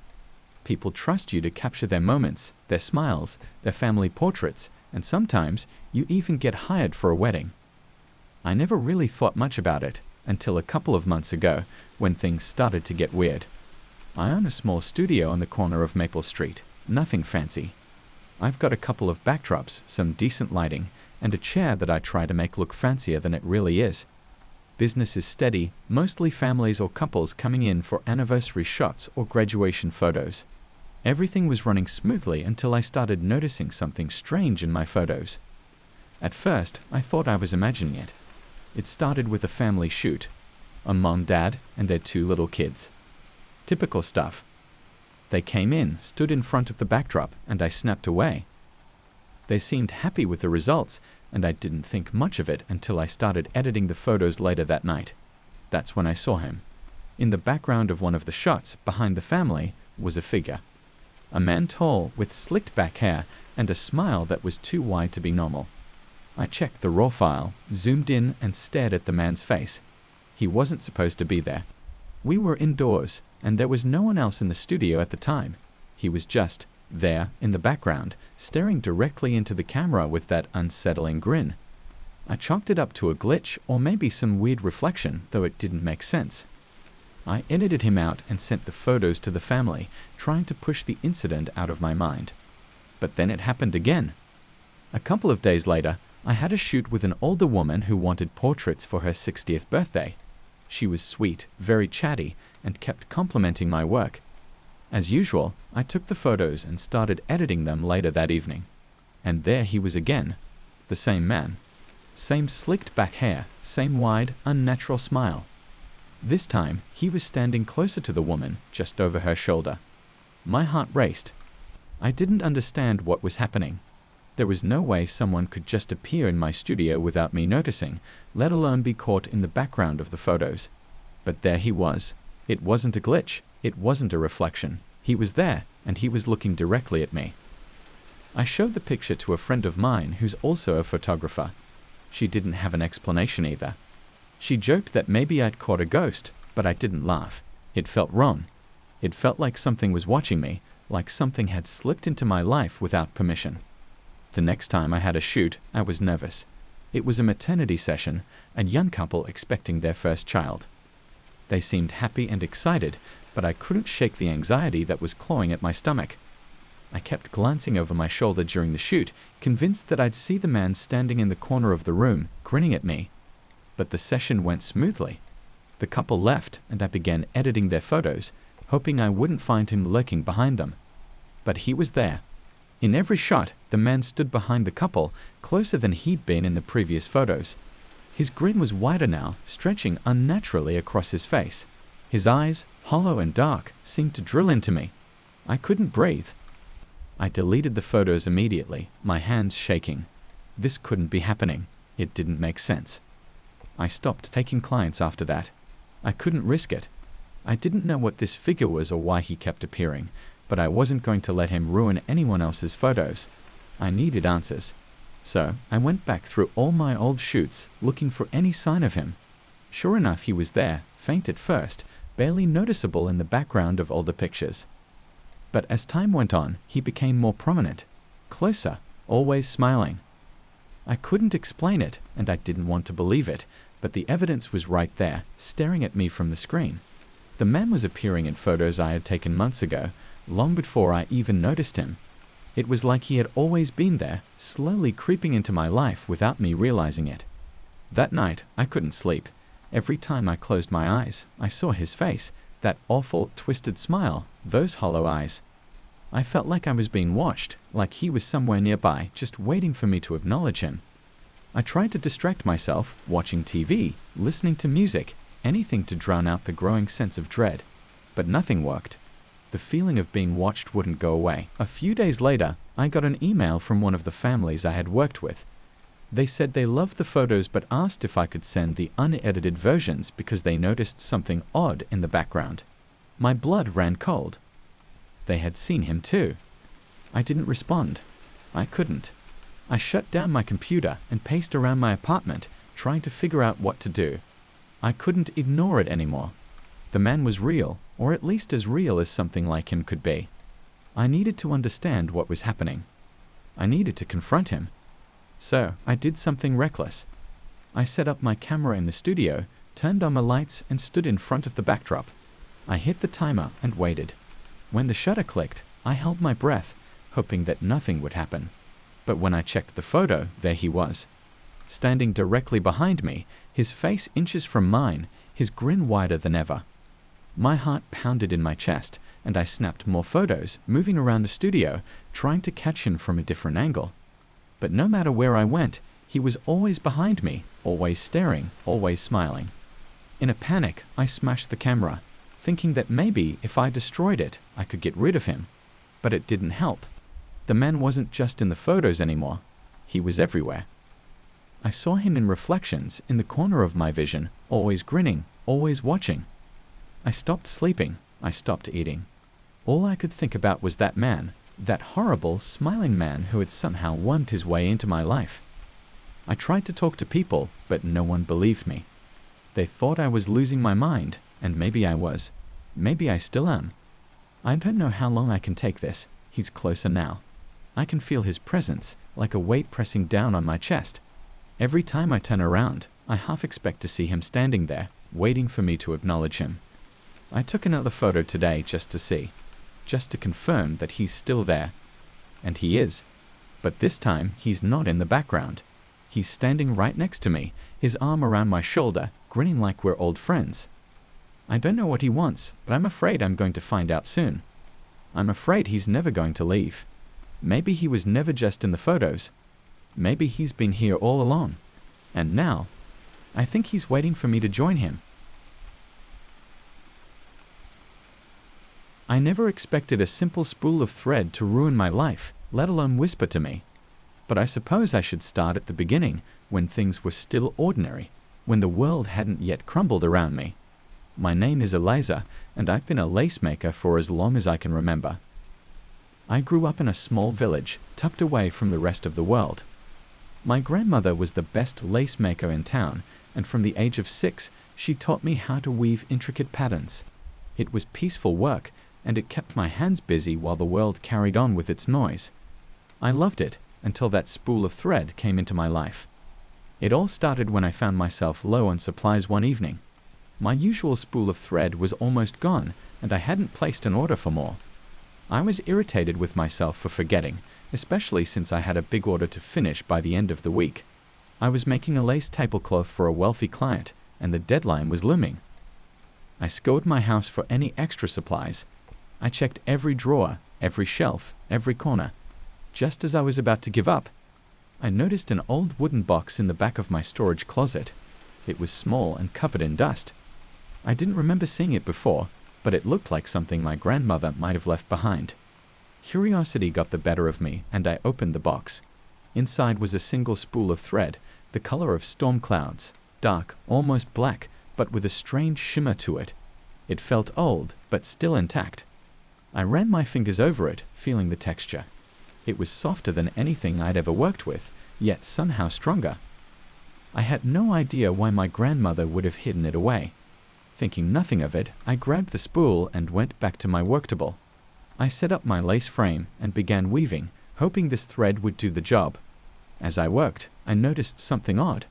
The thread was moving through my fingers almost too easily, like it had a life of its own.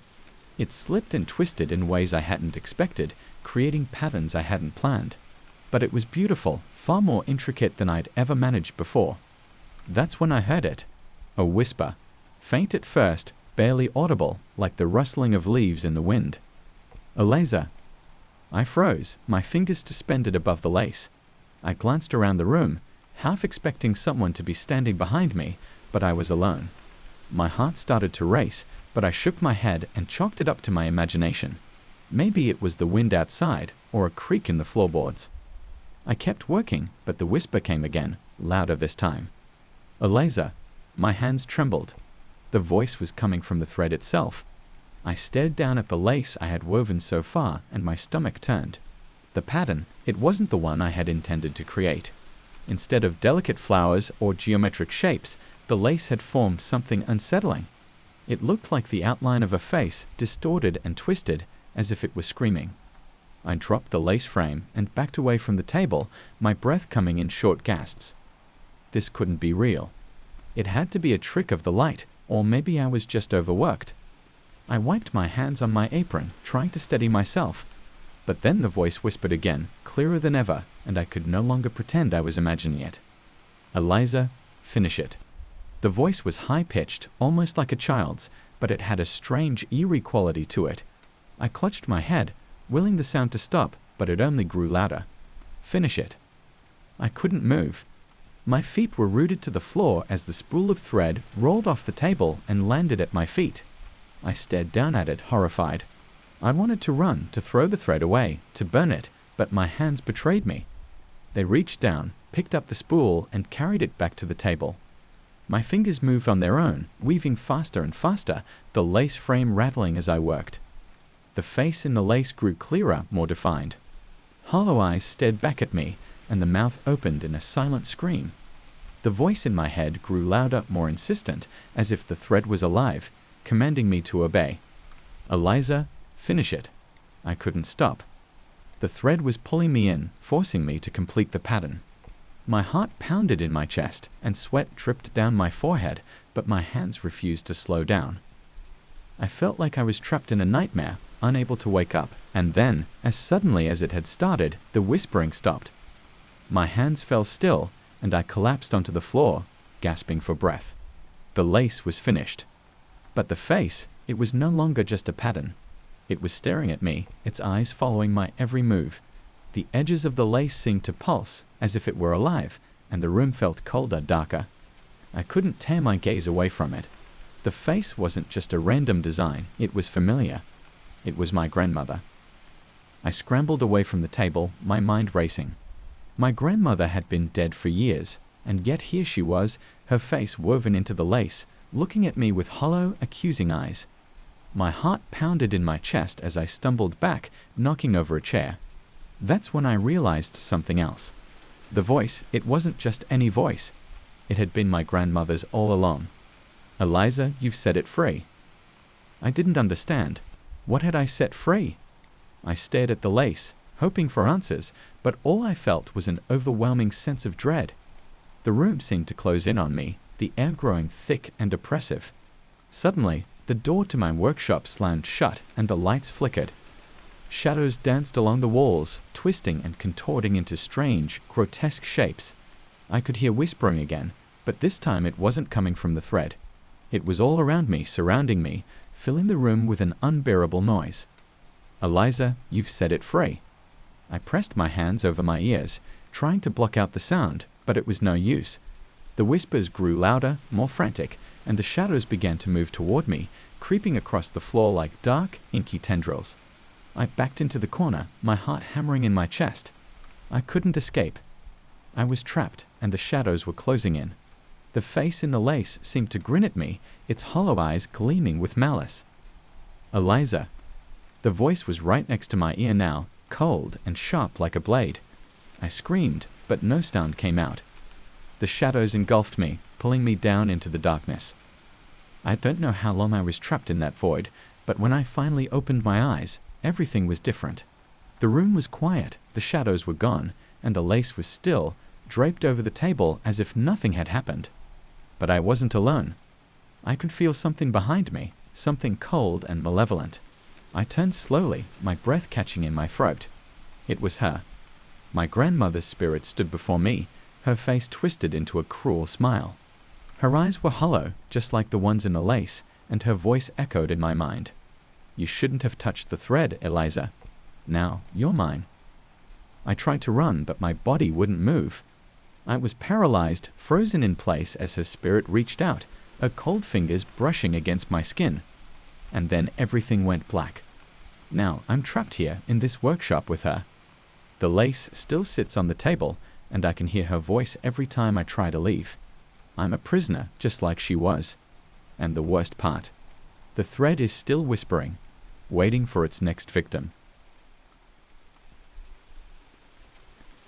I've been cleaning gutters for over 20 years now, and there's not much I haven't seen. I've dealt with bird nests, mud-clogged drains, and even the occasional snake lurking in the mess. But there was this one house out on the edge of town that, well, it still gets under my skin. I never told anyone the full story because it sounds too crazy, but maybe putting it out there will help me shake it, or maybe not. The place itself wasn't anything special at first glance, just a regular old 2-story house, faded paint, creaky wooden porch, and a garden that looked like it hadn't been cared for in years. The house was set far back from the road, with tall trees surrounding it like a barrier, cutting it off from everything. Even standing in the driveway, I couldn't hear the hum of traffic or the distant sounds of people, just silence. I guess that should have been the first sign something wasn't right. I got the call from the owner, some guy named Walter. His voice was gruff, and he didn't say much beyond needing the gutters cleaned ASAP. Something about clogged drains and water spilling over the sides every time it rained. I didn't think much of it. Most people didn't care about their gutters until it became a problem, so this wasn't unusual. The first time I showed up, it was a warm, cloudless day.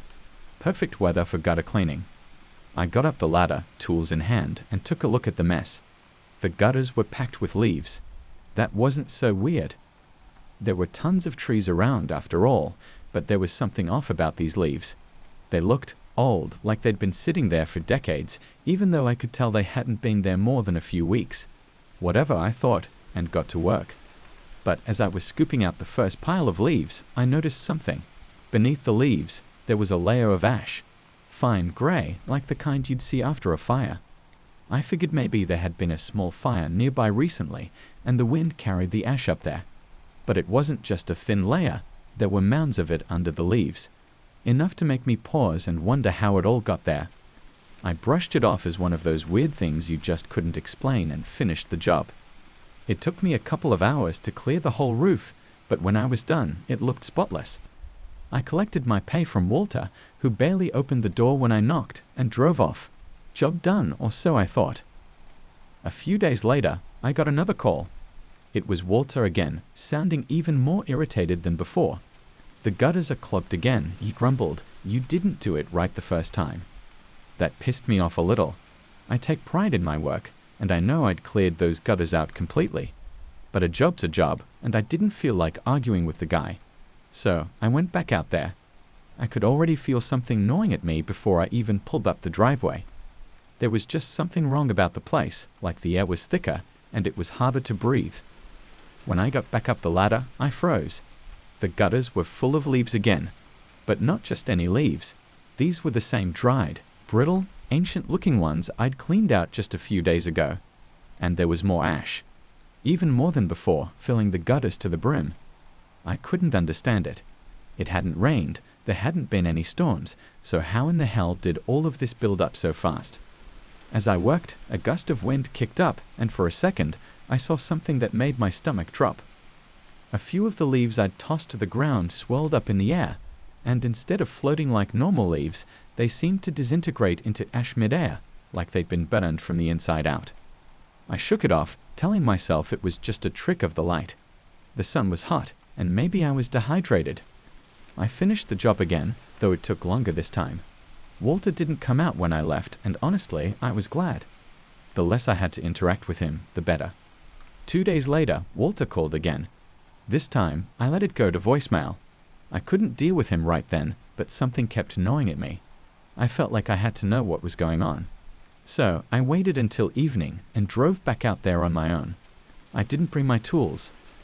I just wanted to see the roof again, to convince myself I wasn't losing my mind. The sky was heavy with clouds when I pulled up, and the wind had picked up. The house looked even more desolate than before, like it was waiting for something to happen. I got out of my truck and walked to the side of the house. I didn't even need the ladder this time. I could see from the ground that the gutters were overflowing with leaves again, leaves and ash. My heart pounded as I stepped closer. The air felt colder than it should have for a summer night, and there was this strange sound like a low hum, almost like chanting, but too faint to make out. I stared at the roof, and that's when I saw it. The leaves weren't falling from the trees, they were falling from the sky. I know how that sounds. Believe me, I do. But I swear, as I looked up, I could see them drifting down, slow and deliberate, like they were being placed there. And the ash, it was falling too, mixing with the leaves, coating the roof and the gutters in this thick, grey blanket. I couldn't move. My legs felt frozen in place. I just stood there, staring up at the sky as more and more leaves and ash fell. Then, through the haze, I saw something else, something darker. A shape, hovering just above the roofline, shifting and swirling like smoke. I couldn't make it out fully, but whatever it wasn't human. It moved in and out of the ash like it was part of it, like the air itself was alive and watching me. That's when I heard the voice. It wasn't loud, more like a whisper, but it was enough to make my skin crawl. Leave. That was it. Just one word, but it felt like a command. I backed away, my heart racing, and got in my truck. I didn't look back as I sped away from that house, the leaves and ash swirling in my rearview mirror. I didn't answer when Walter called the next day, and eventually the calls stopped. But the thing is, I couldn't stop thinking about that house, about the leaves, the ash, the figure in the sky. I even went back once, a few months later. The house was abandoned. The windows were boarded up, and the garden had overgrown even more. But the gutters? They were still full of leaves, and the ash, it never stopped falling. I don't know what that house was or why it chose me to mess with, but I do know this. There are things out there we aren't supposed to understand. Things that can make you question everything you thought you knew. I haven't been back since. I've tried to forget it, but some nights when the wind picks up and the sky is dark, I swear I can still smell the ash. And in those moments, I wonder if whatever was in that house is still out there waiting. Maybe it's just waiting for me. Or maybe it's waiting for someone else.